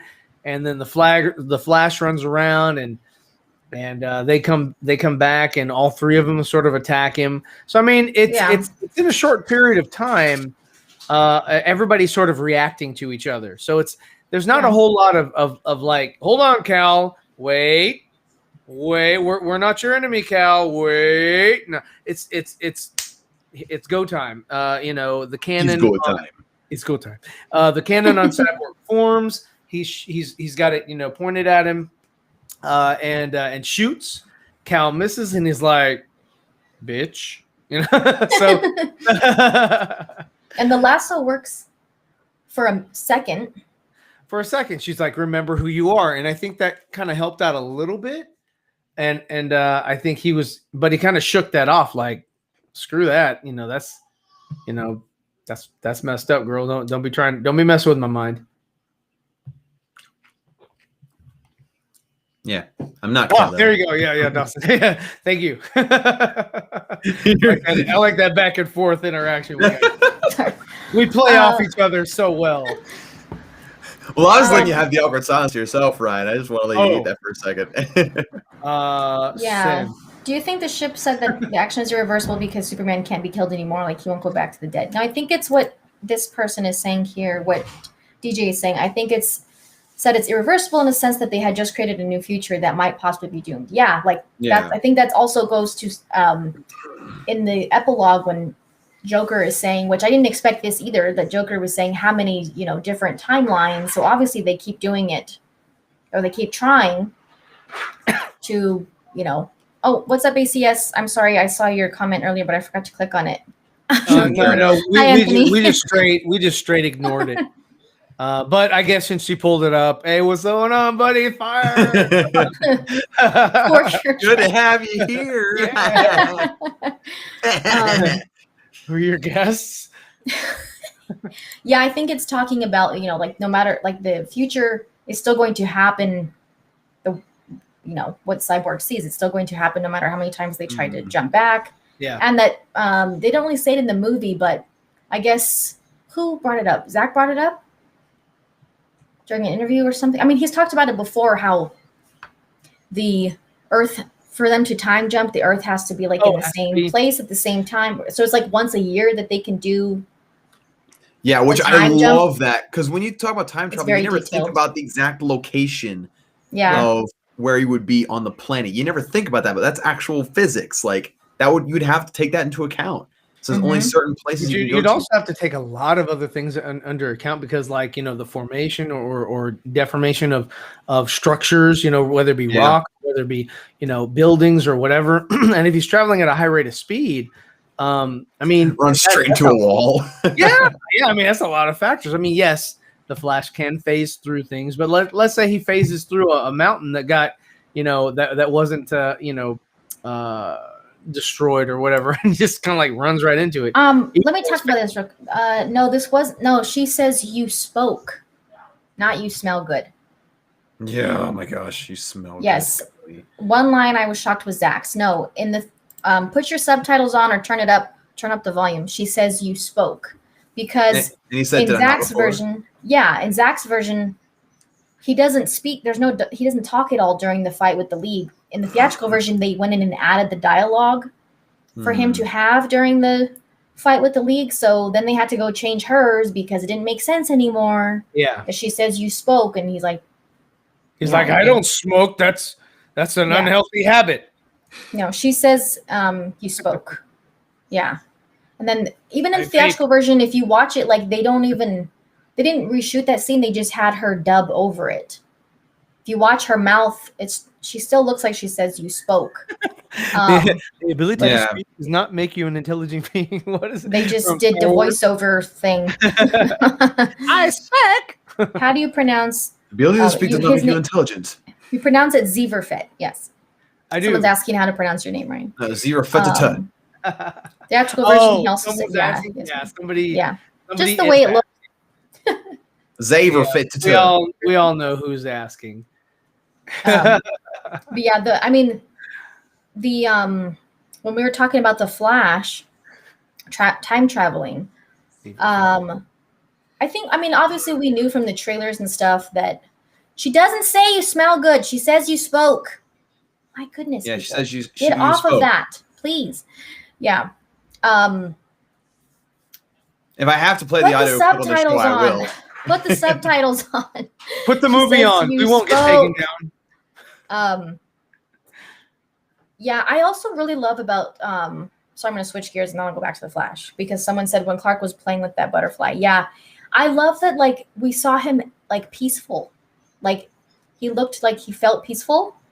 And in BVS, he didn't. Like, I guess that was one thing that people complained about, but they didn't realize that it was part of his overall story, is that, like, how he felt with his place in the world in BVS, that, he's like, well, geez, what the hell these people want? Like, I'm just, I finally put myself out there for the world. I saved the world from my own race, and now these people are like debating about me. And obviously Zach made that very political, which I loved. But anyway, like, and now when he comes back and he's getting back to himself on the Kent farm, he looks like he feels, peace, and just something like a way that we don't really see him feel that way in BVS. She's like, you spoke. He's like, yes, ma'am. Yeah. So I liked seeing him like that, and obviously probably, knowing that Lois is pregnant and everything. He had the butterfly was there and he was like, done. Done. That's what I would have done to Batman. I liked seeing Superman like that. And, like confident in himself when he goes to the final battle to fight Steppenwolf. He's not wasting any time. He just takes over. And I love that also the rest of the League, you see their kind of like confidence when he shows up. Yeah. Because right before he shows up, Wonder Woman takes a hit. Aquaman takes a hit. Obviously he's about to try to destroy Cyborg. Yeah. And then when Superman gets there, it's like, Wonder Woman's back on her game. Aquaman's there. They have that little, you can tell they have that little boost from him showing up. Thank you, Neil Sevens, for another super chat. I appreciate it. Nice. Why hasn't Warner released the opening numbers for the Snyder Cut? Are they trying to siphon Snyder's view count onto Godzilla versus Kong? Well, personally, I did hear something about that before the movie came out, that yes, they're trying to pad the numbers, but hopefully we'll get something about that soon. I mean, I'd also like to know, well there have been Warner's some not things in being control. shared. Not Warner's Warner not in Brothers, control of the numbers. Yeah. So they have it nothing wouldn't come from to them. do with this. Yeah. So they can't hide numbers because they don't have them. It's not theirs to have. So Warner can't do anything at all. They're go work on the Flash movie, guys. Yeah, it's a separate Warner HBO Max released it, so it has to come from their analytics. Wonder Woman was smiling when Super. Yeah, she was, and then I love how she gets a charge before she blasts. Like she charges up her bracelets before she blasts Superman. Yes. I saw that someone had said, I won't say who. It's a commonly known YouTuber, which I like his channel and everything. I was just kind of surprised that he said he felt like, I won't name him, he felt like the Wonder Woman scene with the terrorists was not necessary. Personally, I love that scene like a lot. It was a good scene. The only thing I object to the scene is the need for a countdown. Like if their whole purpose is to just blow it up, then all they should do is just have a detonator in his hand and be like, as soon as I release 4 city blocks, and then we go back to the Stone Age. While the world watches. Well, the world watches. Yeah. But the countdown was a little ridiculous for me. I understand it's a comic book movie. I get it. It gives Wonder Woman enough time to show up on the scene. But I think that if he just done like the hand switch or whatever, the thumb press button or whatever it is, that the control module or whatever, I think that would have been a little bit more impactful. And what would have been really cool is if she just grabbed him, flung him and the That would awesome. Blow up, dude. That'd be great. That would be like, yes. That'd be pretty I would have stood up. Yeah, let's go. I mean, yeah. I guess I could understand that it wasn't necessary to have like a countdown for the explosion. Yeah, I mean, as far as like the scene itself, though, I think it was very necessary. The scene was fire. The scene was great. A great scene. They gave an introduction to her. Showing, hey, this is what's going on. She's an active part in whatever. She's taking on responsibilities and things like that since BVS because she's been in hiding, since 1984. It does show relevancy. See, indeed, I can agree with that. And like, I think the biggest improvement about that scene, because a lot of that scene was in Justice League, of course, with some edited ADR and stuff. But the biggest improvement was just simply the coloring.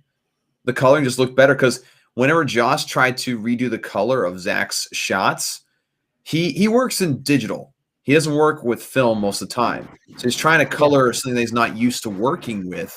And he made it look just off almost in every scene. In this scene, it didn't have that off look. It was Zack.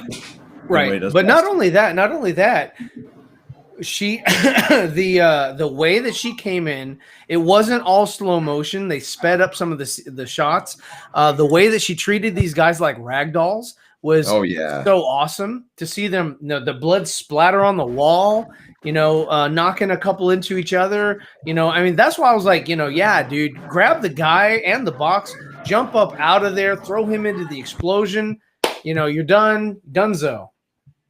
Yeah, I loved insane. Yeah, I loved seeing her just in Zack's version, how just one punch and like 3 of them go flying. They're flying across the room. I love when she hits one and catches him and throws him across. Like I just love it. Deflecting the bullets. I love the whole thing. I really love that scene a lot. And then talking to the girls after. I love that Zack really shows that balance, Yeah, he does. Of her character. Like she's a boss warrior, but at the same time, like she's able to inspire others. Mm-hmm. Yeah, and she's spoken like a bullet. Mm-hmm. Yeah, I like that a bullet hits her in the back, and like you hear her, She has a little yell. I don't know what it does to her, but she feels it. It's like a bee sting, like, that's really uncomfortable. Like, All right. You hear her yell, so I like that too. Oh, speaking of taking bullets, I love seeing Superman take the bullets too. To the face. Yeah, for the military. Yeah. That was really good. Yeah. Ripples off of his face. And speaking of introduction scenes, the Flash saving Iris. Oh my God. Yes. I mean, I love music. The music is just so perfect. This is the only part where I have to disagree. I didn't feel it. For me, that music wasn't. You have no heart. That music for me is so perfect. It didn't do anything for me. And the only other thing that didn't, I loved all the effects, grabbing the hot dog out of the air, or the wiener rather, out of the air for the dogs. That was funny. I loved. It was great. The only thing I didn't like was that right there, and then Iris, like her car. Okay, so from the whole scene, the car, and we've already seen this like forever and a day, but it just didn't do anything for me. The car flipped and flew like 30 feet, and she had just started going down the road. There wasn't momentum, there wasn't inertia, and he was driving 35 miles an hour, and it was like she hit the tail end of it, and he also hit the hot dog cart or whatever, and her car literally, like it flew, and then when it hit the ground, it didn't just hit, it exploded. And I was like, that. I mean, Zack is all about physics and all about making things sense, and all, and he's all about. That's why his shoes disintegrated when he turned, and that's an awesome shot. That was so awesome. I love the shoes. Yeah. But then the car like flipping and going that far, and then exploding the way it did. I was like, that goes against what Zack normally does. I think that part was more like just Zack trying to over dramatize the moment, because like it's literally love at first sight. That's what he's going for. He's falling in love. Yeah. Like literally symbolizing the sparks between them. There was that Lion King moment where she looked like Nala, and she was like, "Oh yeah," and then he took off. Plus, she just saw him at the door. Like she's like I was just staring at you. Like I love the whole thing. I love the music. I love it lasted longer than I expected. It did. I don't. We really got to see him. We really got to see him. I don't judge way in too his harshly. world. I never do.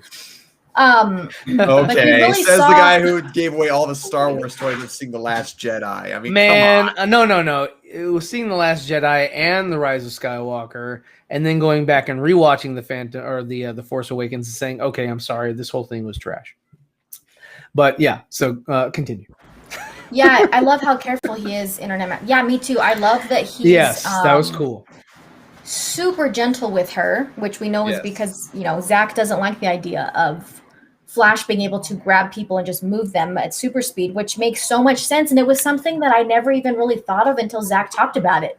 And I guess it's because hold on. But in the same breath, Superman flies off with Lois, and then you hear him break the sound barrier with Lois in his arms. I did think about that too, but he wasn't already moving. Because I thought about that too. It's kind of like, wow, he took off with her. Her hair should have been at least like frizzy as hell. I'm sorry. That would have made more sense. Yeah, I do. I like the way Zack explained that he shouldn't be able to run at super speed and like catch someone on the way.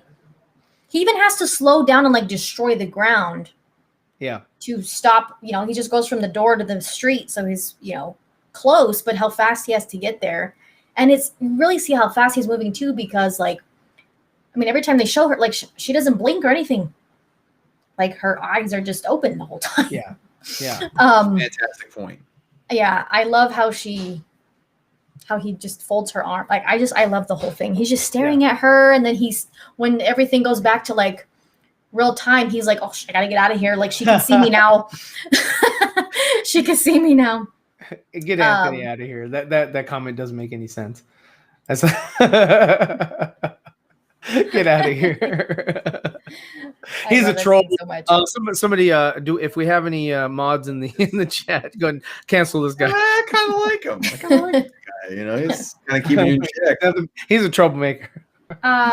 No, I don't think it's too violent for a general audience. I think that's a cop-out, because you're telling me, oh my God, this was a very soft R to begin with, in my opinion. I mean, I think Cyborg cusses more than Batman does. He does several times. I think he does. Yes. There is some blood, but it's not gory. Yeah. I think there are much more violent. I mean, there's much more violent. I mean, I let my 2-year-old watch it. Yeah, it's fine. Yeah, I mean, there's times when I'm like, I tell my kids to, okay, kind of look away, like when I know those parts are kind of coming, where the blood is a little closer. It's getting a little graphic. Mommy, what is that? Plus, I think it's also an unfair. I mean, any Marvel movie people watch, they're killing people right away. Yeah. Just because there's not blood splattered on the walls doesn't mean they're not dead. Exactly. Yeah, they kill people immediately. When My Falcon and Winter Soldier, Woman spoiler doesn't kill. alert, if you've seen the first episode, it's like the opening of the episode that they're just killing everybody. I think it's the way Zack presents it, though. How does he present it? That it's, I mean, what? You guys never watched like a movie about war or, like 1917 is a great example. I mean, it's a good movie. I would say she's the kids a can watch warrior. that. What does she do? She's trained her whole life to kill things. Sorry. The presentation is not, I think that's another cop out. I've seen much more graphic. I mean, The Walking Dead, I had to stop watching that show because it got too hard for me to watch. And we're talking about like killing kids and stuff. Like, oh, okay. That show is I got tired of him always getting like graphic. It was headshot. I was like, really? These guys are that good? They're all expert marksmen. That show is super graphic. I mean, expert marksman. It's like, on, I mean, yes, it's, TV, it's mature and all of that, mature TV. It's not like middle of the day, people are watching it. No, but like that kind of stuff is way more graphic in my opinion. Compared to the reason why Zack gets so much hate is because of the precedent that Marvel has set. As far as this is how the thing is, they're telling jokes while they're doing it, and it just is like, that's the difference, and that's what they were trying to do, right? That's what they were trying to do, and that's probably what you're going to see in the Suicide Squad. Exactly what you're going to see. And, it's going to be a DC I'm not going to watch Guardians Birds of Prey, but I'm sure it's in there somewhere. But I mean, it's all that stuff. I mean, and it's like, it's just, it's horrible. Yeah, no, there's a little bit of stigma with Zack and people is just because they just don't like that he has come up with something that, I'm sorry, man, but this is just, even these 3 movies here, I can't wait for the next 2, but they are on par with the Lord of the Rings trilogy. As far as their epicness, I think it's just these are great movies. This is cinema.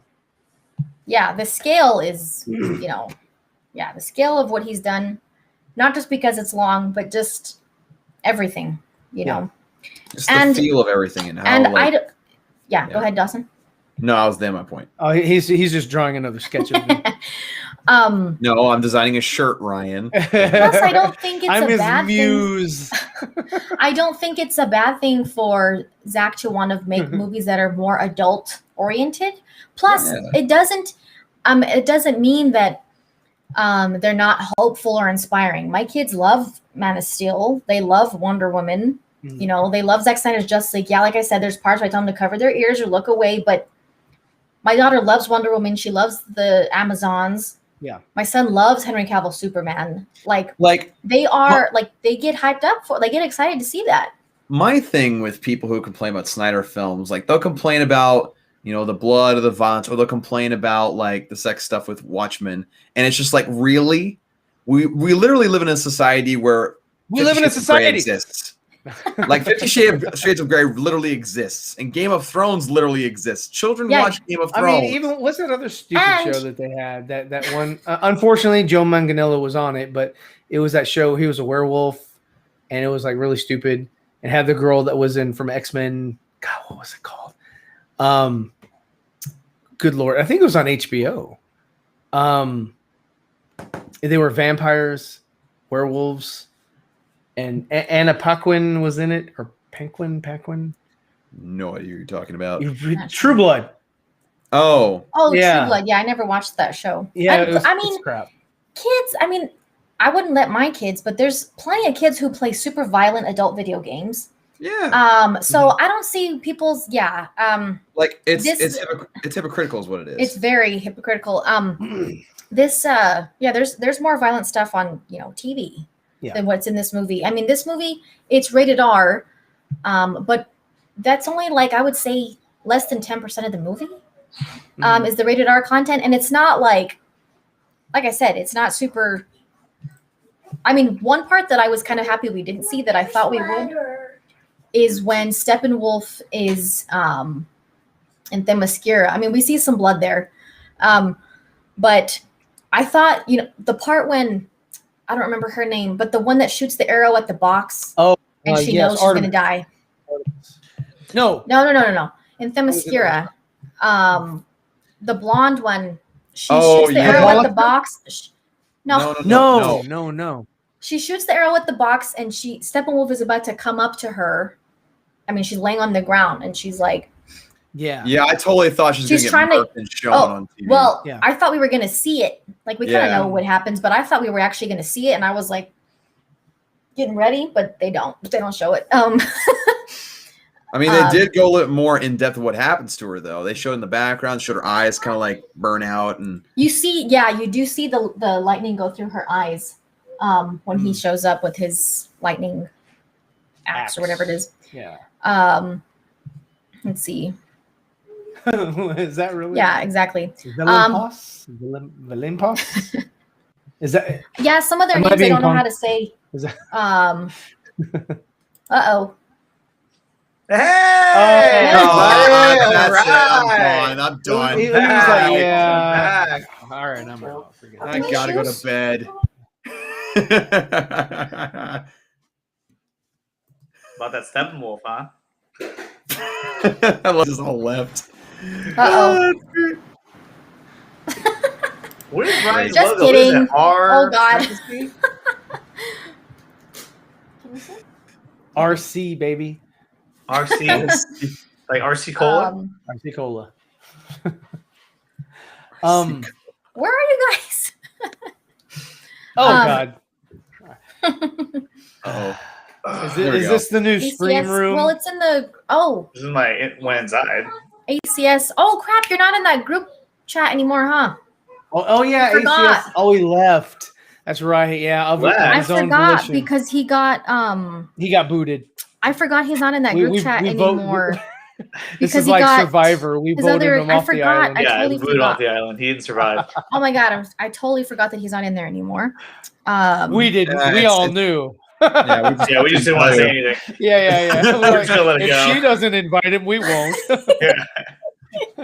I forgot that he's not in the group chat anymore. He's over there viciously typing like, let me in. I just sent it to you, Anthony. I totally forgot that he's not in there anymore because of what happened with his account. No, I completely forgot. I just sent it. Hell no. No, I'm glad you reminded me because I forgot he's not in that chat anymore. Well, thanks for being here, Nicotina. Nicotina. What would you like to share? I know, it's what I do best. What would you like to share about the Snyder Cut? What? Oh, is there anything you have to say before you leave? Spoilers, so. Yes. What do I have to say about the Snyder Cut? Yeah. That you should not unsubscribe to HBO Max, and you should keep watching it. I've been watching it all day. Yep, definitely. Ryan actually wants to unsubscribe to it. He wants to stop looking at all DC content, including Zack's work. I had to talk him out of it. Shut up. No, you didn't. He took down all his artwork. Actually, Zack talked me out of that. So I was like, okay. You can call me Joker. Talked you out of that one. No, that's not true. But yeah, no, I mean, I'll support purchasing, Zack Snyder's Justice League, but I don't care about the Flash movie anymore. I don't care about anything Warner Brothers is doing. I care less about the Suicide Squad. I'm just not gonna do anything. The thing about that though is that you even said in the past how you were I like, have. We shouldn't make Ezra Miller suffer, or Kersey Clemens, or whoever's going to be in the Flash difficult. movie. It's difficult. No, you're right. You're right. And so, I let my scared to punish them for somebody else's wrongdoing. Don't try to use my words against me, because you'll lose. Well, a little bit. Well, you're losing right now, so you're not Yeah, putting up much of an argument. You're still hanging your dirty laundry in the background. Dirty? You call Victor Stone's jersey dirty? You never washed it. What are you talking about? I wash it every day before I hang it back up. Probably don't do that. It's gonna get ruined. Yeah, it's gonna get all mildewy. But yeah, no. I agree with myself. You shouldn't boycott anybody. I felt like, you know what? The only place to hit Warner Brothers where it hurts is their pockets. But in doing so, you do hit other people. There are casualties. And this is war, Nicotina. Collateral damage. Timer Magnus for Jon Stewart. Yep, there you go. Yeah, I was happy for him you too. forgot. Anthony has what we call issues with technology. So you can send him the link, but I think you're going to have to mail it to him. Yeah, you're going to have to fax him the link. You have to fax him the link. He still uses AOL Instant Messenger. AOL Instant Messenger. It reminds me of Robin Hood Men in Tights. Should we fox them? Did you just say a Jew? No, my name is Jew. A Jew in here. I was surprised by that too. Someone brought up Mira's accent. Do you think it was better? It was better. I prefer the accent. I like it actually. Before I jumped on, I was watching Zack Snyder's Justice League, and I watched the whole Atlantean scene. What had Mira and all that, and then I switched over to YouTube and I watched the Justice League version of that scene, and they try to brighten it up, and it makes it look worse. Everything looks really fake because you're taking CGI that was meant to be on a darker scale, and you're brightening it up so you can see all of the imperfections. And after you watch the complete scene in Zack's movie, then you watch that scene. It's it's so horrible how they butchered up the scene. Like the scene is literally half of what you saw. Like they cut out all these scenes, and you can see where it just kind of jumps around. You're like, wow, really, wow. It's like,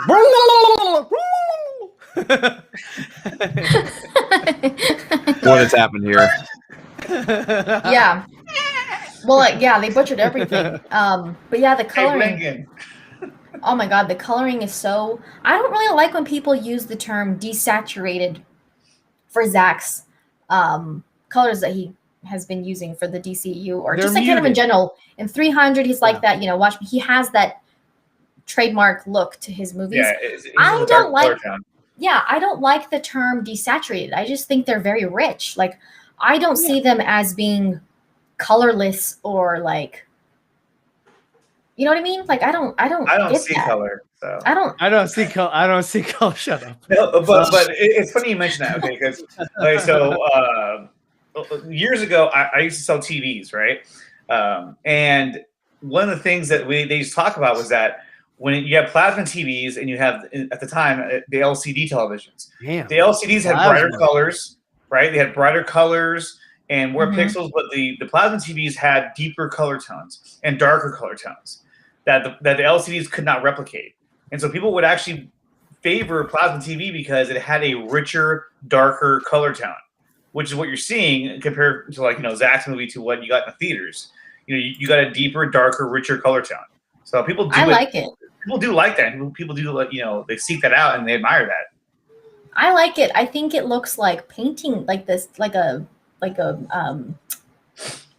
mean, he has so many beautiful shots, and then paired with the color that he chooses to go with. Like, you can just take screenshots, which I had, but for some reason on my computer, like when I took them, they looked normal. And then when I went back to look at them, they're all distorted. I don't know what happened to them. Yeah, be careful with putting those up. WB's on a warpath right now. On a rampage? Yeah, I know. It's probably better, but I don't have them. Got him. It just, you can just pause it on certain, on a lot of different parts. And it's just like, wow, his imagery is super, very beautiful. I love this too. I was happy that we got to see Mira draining Steppenwolf. Drain him of his essence. Oh God, that was a bad word. Sucking the life out of his body. Well, there are people who have called. Shut up, Nicotina. God. You're A lot of making people have called him I love how I laughed first, and yet Nicotina's the one that got yelled at. I was trying not. I know. I was trying not to laugh. I was like, yeah. When she's Plus, people literally called it like, bloodbending. yeah, she's using her. That's a good Avatar reference. There you go. What's her ability called? It's What is it? Oh my gosh. It's not We hydroponics. weren't even prepared for this. her water kinesis. Extract Her water. kinesis. I was like, what happened to What the it is. screen? Yeah, I really love seeing that too. Oh, wow. Oh, Nice. thank you, Anthony. Nice of you. Yeah, that's awesome. Well, I mean, I know you had it, but Oh, the shirt. the shirt. Yeah. Yeah, I know I you was like, had what are it. we But, talking about? You got yeah. That's a cool shirt, man. Where'd you get that? yeah, from Allie's Teespring. If you didn't know That was your chance to plug your Teespring out. So you got the merch. Damn it. We You got gotta the get the merch. merch. I gotta On get the the channel. merch. I'm gonna get the merch. I'm gonna. And I encourage everybody in the chat to get the merch. I The know. merch, the pants, Thank you. socks. The Merch. pants. Merch. Like how you can't do that on a stream. You can't wear I'm wearing your pants. Like, no, that's weird. That sounds weird. Like, I'm hey, so Super Hive, short-legged. Allie, I'm wearing your pants. Okay. Ugh. You Your merciless Spanx. I'm wearing swine. your Spanx. Merchant swine. That's my new cuss word now. Merch. Merciless swine. You merch. Merch you. I don't know. Some Somehow merch. I bought capris. I don't The leggings. yeah, the leggings. Yeah. I like to show off my butt. Okay. Hey. Oh yeah, Dawson. Hey, calm down. He's like, Every time No. someone joins, it gets more out of. You guys get more out of control. Every time a new This- person joins. That's what happens. That's what happens Yes. when you get the 4 nerds on one stream. Yeah. Well, Dawson's getting really pixelated there. No, he Excuse looks me. better now. He He look- looks better. He looked pixelated, but he looks better now. He's frozen Yeah, on my that's end. Yeah, Oh, really? shut up, Andre. Literally, he's frozen on my end. Everyone else is fine. He's still frozen. Yeah, he's got. I can see him moving like this. Yeah, I don't Yeah, see he anything- looks fine to me. Yeah. Yeah. Oh, Where'd hold it up. go? That's Where'd it go? that's Andre's connection right there. Yeah. Shut up, I'll Andre. tell you what. Everybody, throw up your own thing and let's see. Look, looks pretty clear. Looks pretty clear. What's he doing? Yeah. Pretty clear. Pretty clear. What are you talking about? Like, Oh, yeah. Anthony, I think it's my turn. Oh. Look who's fuzzy. Yeah. Waka Dang, my fuzzy. waka. Yeah, your in is fuzzy. That's no Nicotina. are you serious? My N is fuzzy. Your Yeah. in is fuzzy. My N. Oh yeah. Can you heard clean me. that up for me? Not till next month or the month after. The month after.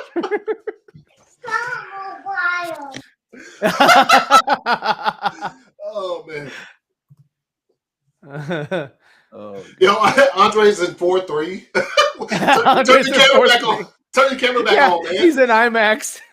He is. Turn it back on. You gotta turn it back on because I just noticed that.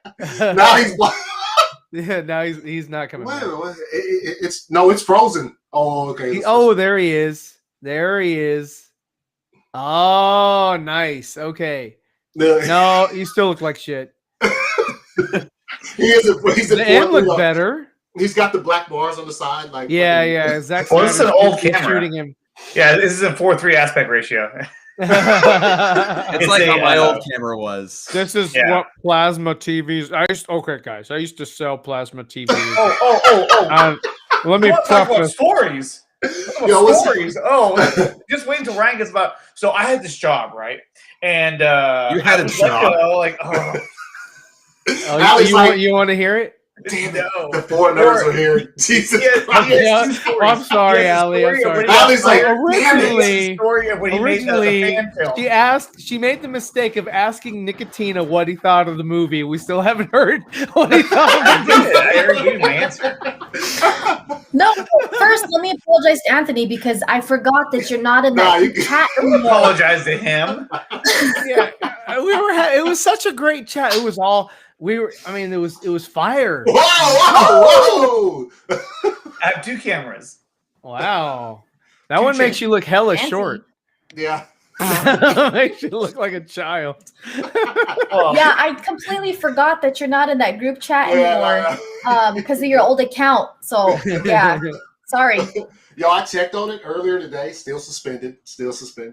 Dang. Yeah, dude. If I never had decided to like make a new one, I'd still be. Now you submitted a ticket, right? Yep. Did And ever now, can you hear back check about the it? status on the ticket? Nope. The ticket? On the chicken. I ate chicken tonight. It was good. Yo, You check on the chicken. Has it marinated? Twitter is the worst. It's probably next to YouTube as far as the worst. have you checked on the chickens? Departments that can get back to you. They are.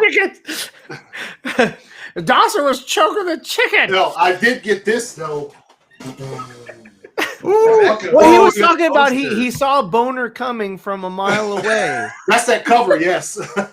That's what he said on his stream. On Dawson's stream, he said he saw a boner coming. Oh, nice. I need to go check the one that's near my house. Very nice. You know what I do? The poster, that's sick. On They're very Dawson's nice. stream earlier, I was gonna clip it. He was like, "Yeah." He goes. I mean, you just want to milk it. There's still some there.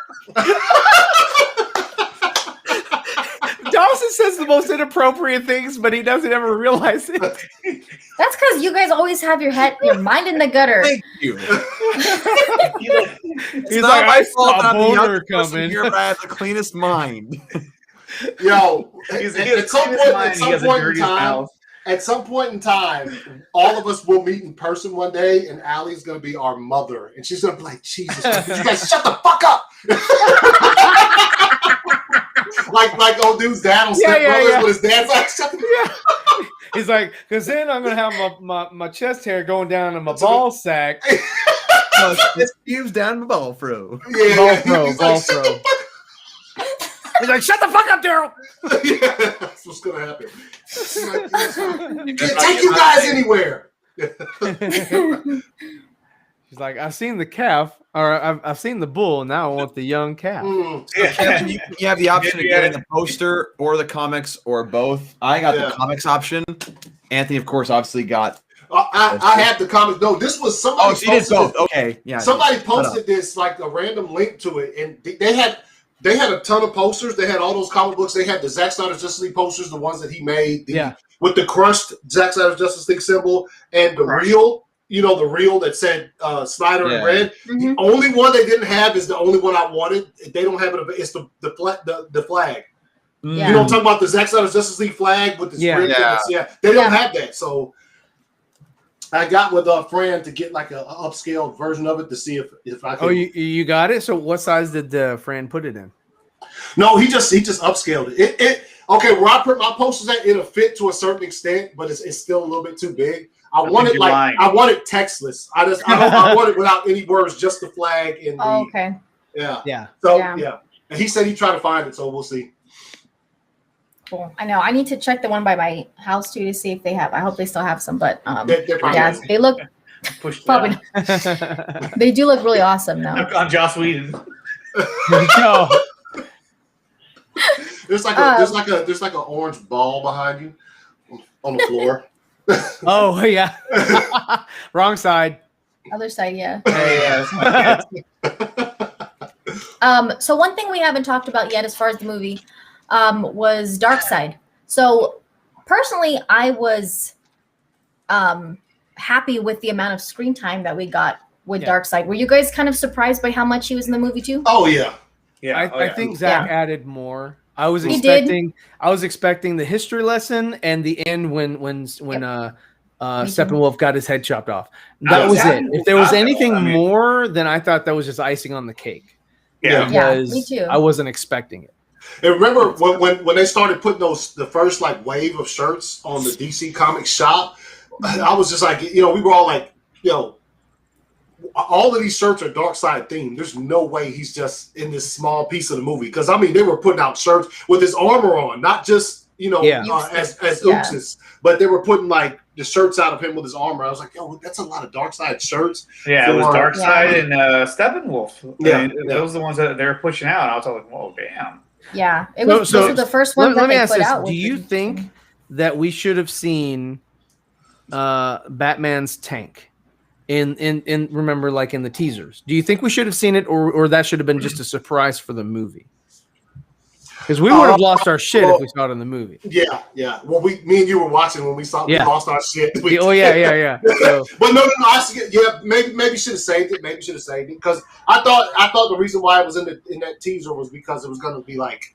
I thought it was connected. I thought it was connected to that, to the Doomsday, area, and he was traveling, and he found the cocoons and all that. I thought that's where that lived. Yeah, but it didn't. So Dawson or I guess Nicotina, go ahead. I'm not sure if that scene was actually ever filmed. That could be why we never saw that parody even scene. But I think that it wasn't. It wasn't. Yeah, I don't think it was just filmed. We just saw it like concept art, and then also the stunt thing. Yeah. Yeah, that's pretty much it. I don't think they ever got around to filming it. That was fire. Yeah, but I hope they put that on the blue or the release, the 4K release. That would be awesome to just have. Yeah. Wow, all that work that those guys and ladies did. Mm-hmm. I think all the fans need to see it. I would rather see the Jon Stewart scene, but I'll take that scene. It'll work. All right, shut up. Yeah. Damn. I know. I'm here to tell you right now. We don't care. You don't care about the Jon Stewart scene. You got to give Super Hive that clip. She's got to play it every time. Yeah, I don't have it. I don't really do the drops. That's like the hidden treasure, man. Like everyone wants to figure out who played Green Lantern, who was Jon Stewart, what actor played him. Yeah, it was one of two people, and I don't know which one it was. But Idris Elba. Yeah. Or Michael B. Jordan. Oh no, Michael B. Jordan. It wouldn't have been, but no, it would have been either what's his name? Omarion Hardwick. Or Denzel's son. John David. Yeah, those are the only two candidates from Chris Nolan. I'm from my source. I have a source. Oh Jesus. Okay. Yeah. It's not going to be John Boyega, I'll tell you that, because he lives in England. It wasn't. What was the chance he was in LA? Coached for Cyborg, so. He'd have been. I don't know what the question is. Was Ryan Choi? Wait, what? I don't understand. They're asking, was the cameo supposed to be Ryan Choi, Kilowog Sports, or John Jones? I think it was just John Jones. Yeah. I don't think it was Ryan Choi at all. No. Yeah, because he put his picture out there a long time ago. Yeah. And it wasn't Kilowog because that wasn't really a cameo. Yeah, he's just straight up dead. He was just dead. Like Homie got home. He got a chest Superman killed him. Yeah. He's just super dead. Yeah. But yeah, there was add some more Darkseid stuff because Ray Porter had told me on my interview with him that he had to record more dialogue at his home studio. So he gave me the link. I mean, actually, he didn't. So stop saying that. You're going to get him in trouble for nothing. he let me in on the sessions, and so I listened to him record his dialogue live. So she's like, I'm actually the voice of Great and Goodness. Great and Goodness doesn't say anything. I know. Yeah, his hand on Superman's shoulder was awesome. Yeah, that would be awesome if you were credited for Great and Goodness. Does anyone know who plays her? As far as I heard, somebody put out a. Damn it! Where the hell is it at?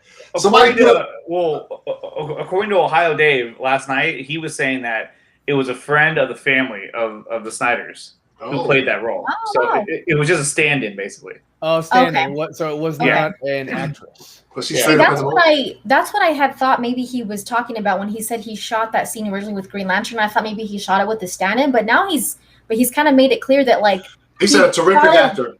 He shot it with the person, who was gonna play the character. So. I thought it was this girl here, or this lady here. I was shocked. Hannah Waddingham. I thought it was her, but I remember you saying that on another stream. Yeah, I looked. I still don't know. But I mean, if it was just a friend, then cool. but that's kind of sort of who it looked like. That's fire, dude. You imagine it's just a guess. Zach being like, yo, you just want to be Granny Goodness real quick? Like, you want to be Granny Goodness for like 5 minutes? Because I mean, she was pretty tall, and she's done. What has she done? She's done some stuff.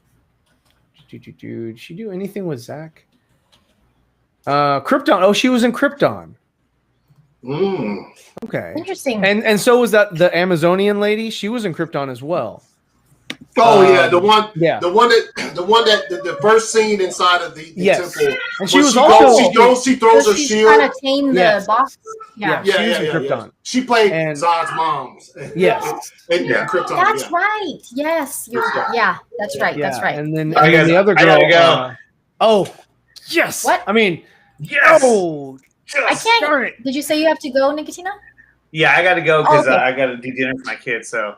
Okay. Thank you for stopping by, and make sure you guys subscribe to Nicotina. Yeah, make sure you guys subscribe to Nicotina, and follow him on social media. Keep up with his show, and so don't ever come on without a hat anymore. All right, so.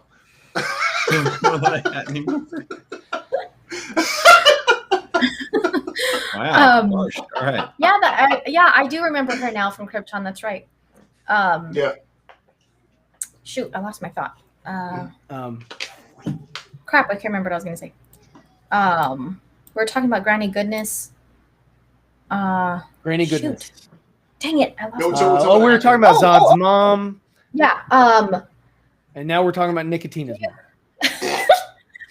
Do you guys, were you guys surprised that we didn't see, I don't know, I'm not surprised, but I think there was a lot of expectation, fan theories for, Supergirl.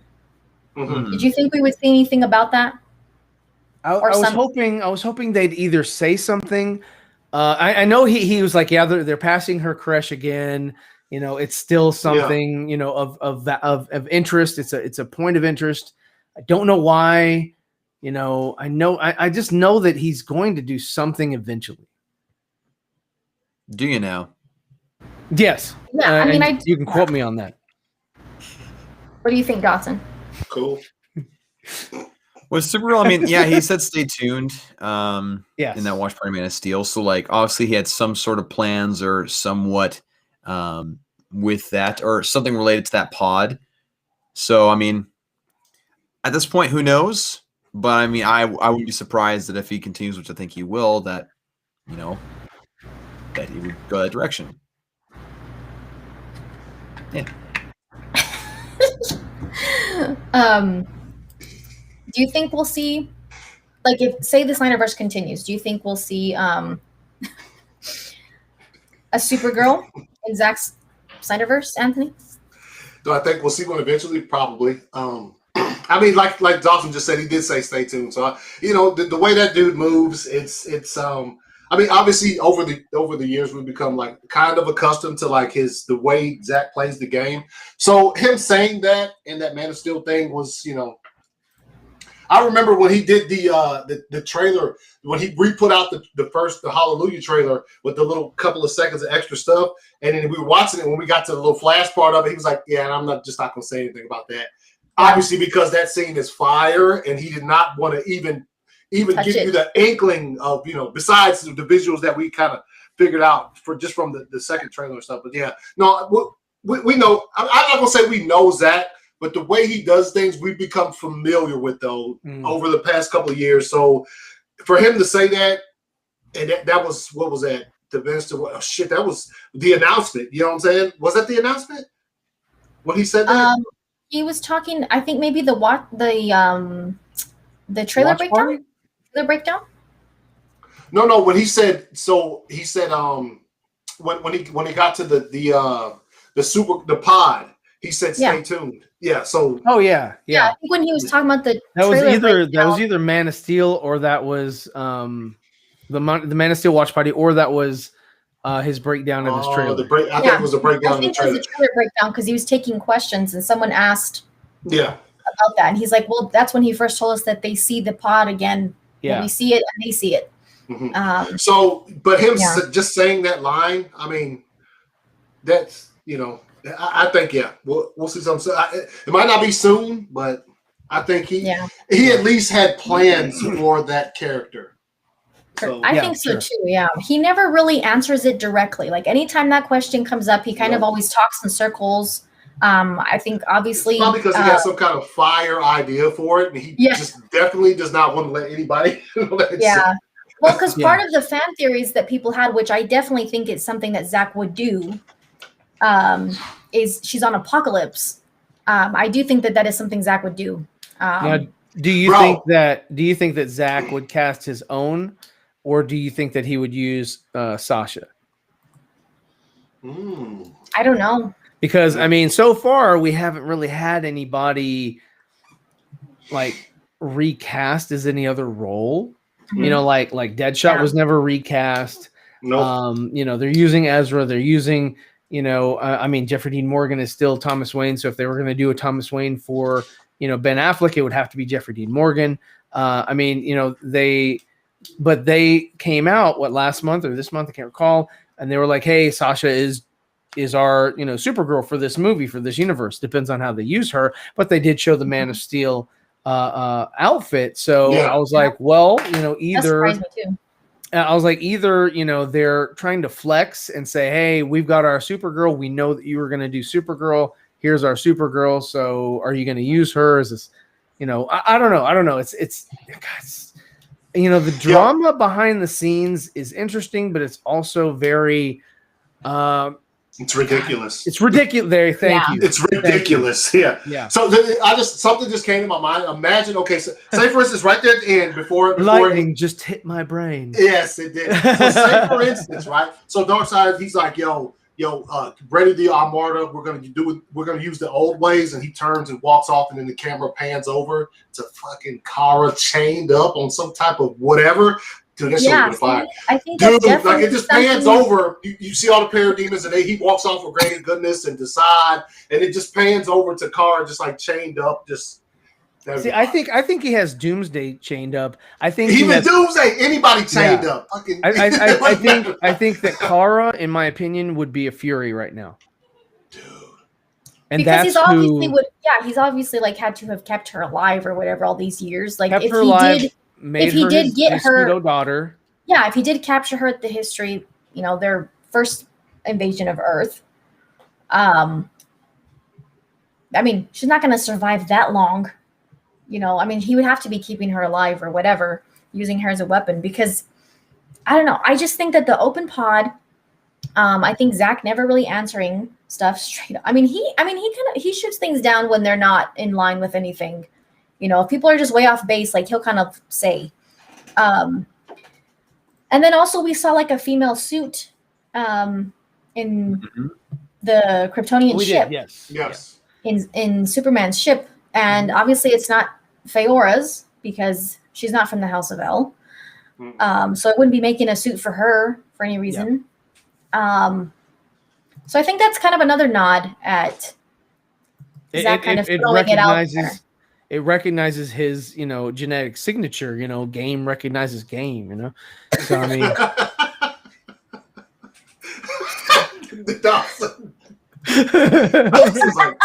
he's like, I am not having it. What the hell is this? I just wanted to make sure Dawson was still paying attention. I am. I'm also, man. And speaking of that, like. I'm also curious as to what caused their ship to crash on Earth. Did it crash or was it just abandoned? No. Well, no, there's What ship? The scout ship. Scout ship, like you have to read. Seemed like it crashed. No, you have to read the prequel comic. The prequel, yes. I've read some of it. Okay, she fights. Oh, dude! Spoilers. No. Yeah, but if you haven't read the prequel comic, I'm sorry. She gets into a fight with what is his name? She gets into a fight with a male character who's also on that scout ship. Yeah. And in their fight, it causes the ship to like go. Yeah, basically, and then she gets in her pod, back in her pod, closes it. I need to read that shit again. And then it lands on Earth, you know, crash lands or whatever. You know what? I don't think it crash lands. It just lands. But and it just over the years, the ice. Yes. But why are there Kryptonians in their pods? because there were other it's people on kind the of ship. like it's Why did kind of they like die? Thundercats, right?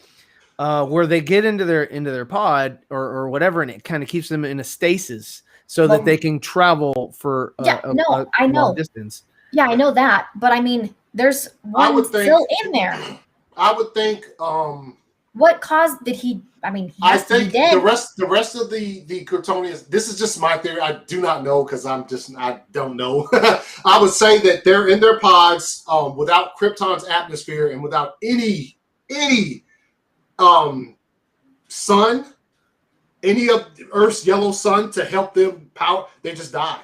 I mean, But why? Well, I mean, but their ships have that Kryptonian atmosphere. maybe it goes offline. I don't know. Maybe it just goes offline. Well, when What they're I think unconscious. Oh, go ahead. Go ahead, Dawson. What I think happens is that obviously in a lot of movies, like for example, take the original Planet of the Apes movie, right? Mm-hmm. One of the little cryosleep pods leaks and Yeah. ends up killing one of the people as the rest of them sleep with their functioning pods. So what could have happened is the ship landed and they like kind of went to sleep waiting for reinforcements, and their pods like leaked, or maybe like something went wrong and they malfunctioned and killed the rest of them, and one woke up by themselves, you know. Or they never came, or because they stopped expanding.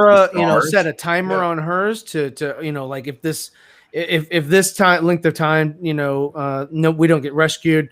Somebody's got to wake up and do X, Y, and Z, and she wakes up and the others are still sleeping. Something happens. She gets taken. Yeah. And then Liam Neeson goes and he's like, you've taken my daughter. I'm gonna try to find. So, and the thing is. And this is another thing, when people talking about who left, there's no definite answer as to who left that pod, because it shows a shadow walking off into the snow. Nothing else. It doesn't say it's a man, female, or anything. It just shows a shadow walking off out of the scout ship into the snow. I'm trying to find it. It's weird, but I mean, everybody obviously we all say, "Oh, it's probably fucking Kara or whatever." But, yeah. And one time when Zack was asked how many Kryptonians are on Earth, and Zack was like, "Well, the easy answer is one, like Kal-El." But obviously, that's not the easy answer. So, he's still. People try to get but he still doesn't crack. He doesn't crack on that one. And I don't think he will. He really I don't think he will either. Yeah. No, I think it's too. That one's too big, I think, to say anything about that. But are you looking for that prequel comic? I'm looking for that final panel when it just shows somebody walking off into the snow. I'm trying to who she fought with. Yeah, I can't. Yeah, it's fire though. Yeah, I remember seeing it. This. Yeah. I remember seeing it soon after, after the movie came out. But I haven't looked back at it in a long time. Yeah, it's pretty good. He recommends it. Yeah. Yes. Read. If you can find it, you're probably never gonna find it in physical form ever. Like those things were given out, I think, before the movie started. You know what I'm talking about? Like those things are hard to find, like an actual physical copy of it. But digitally, you can find the entire thing online. Yeah. Let's see. If I I can't find that final panel though.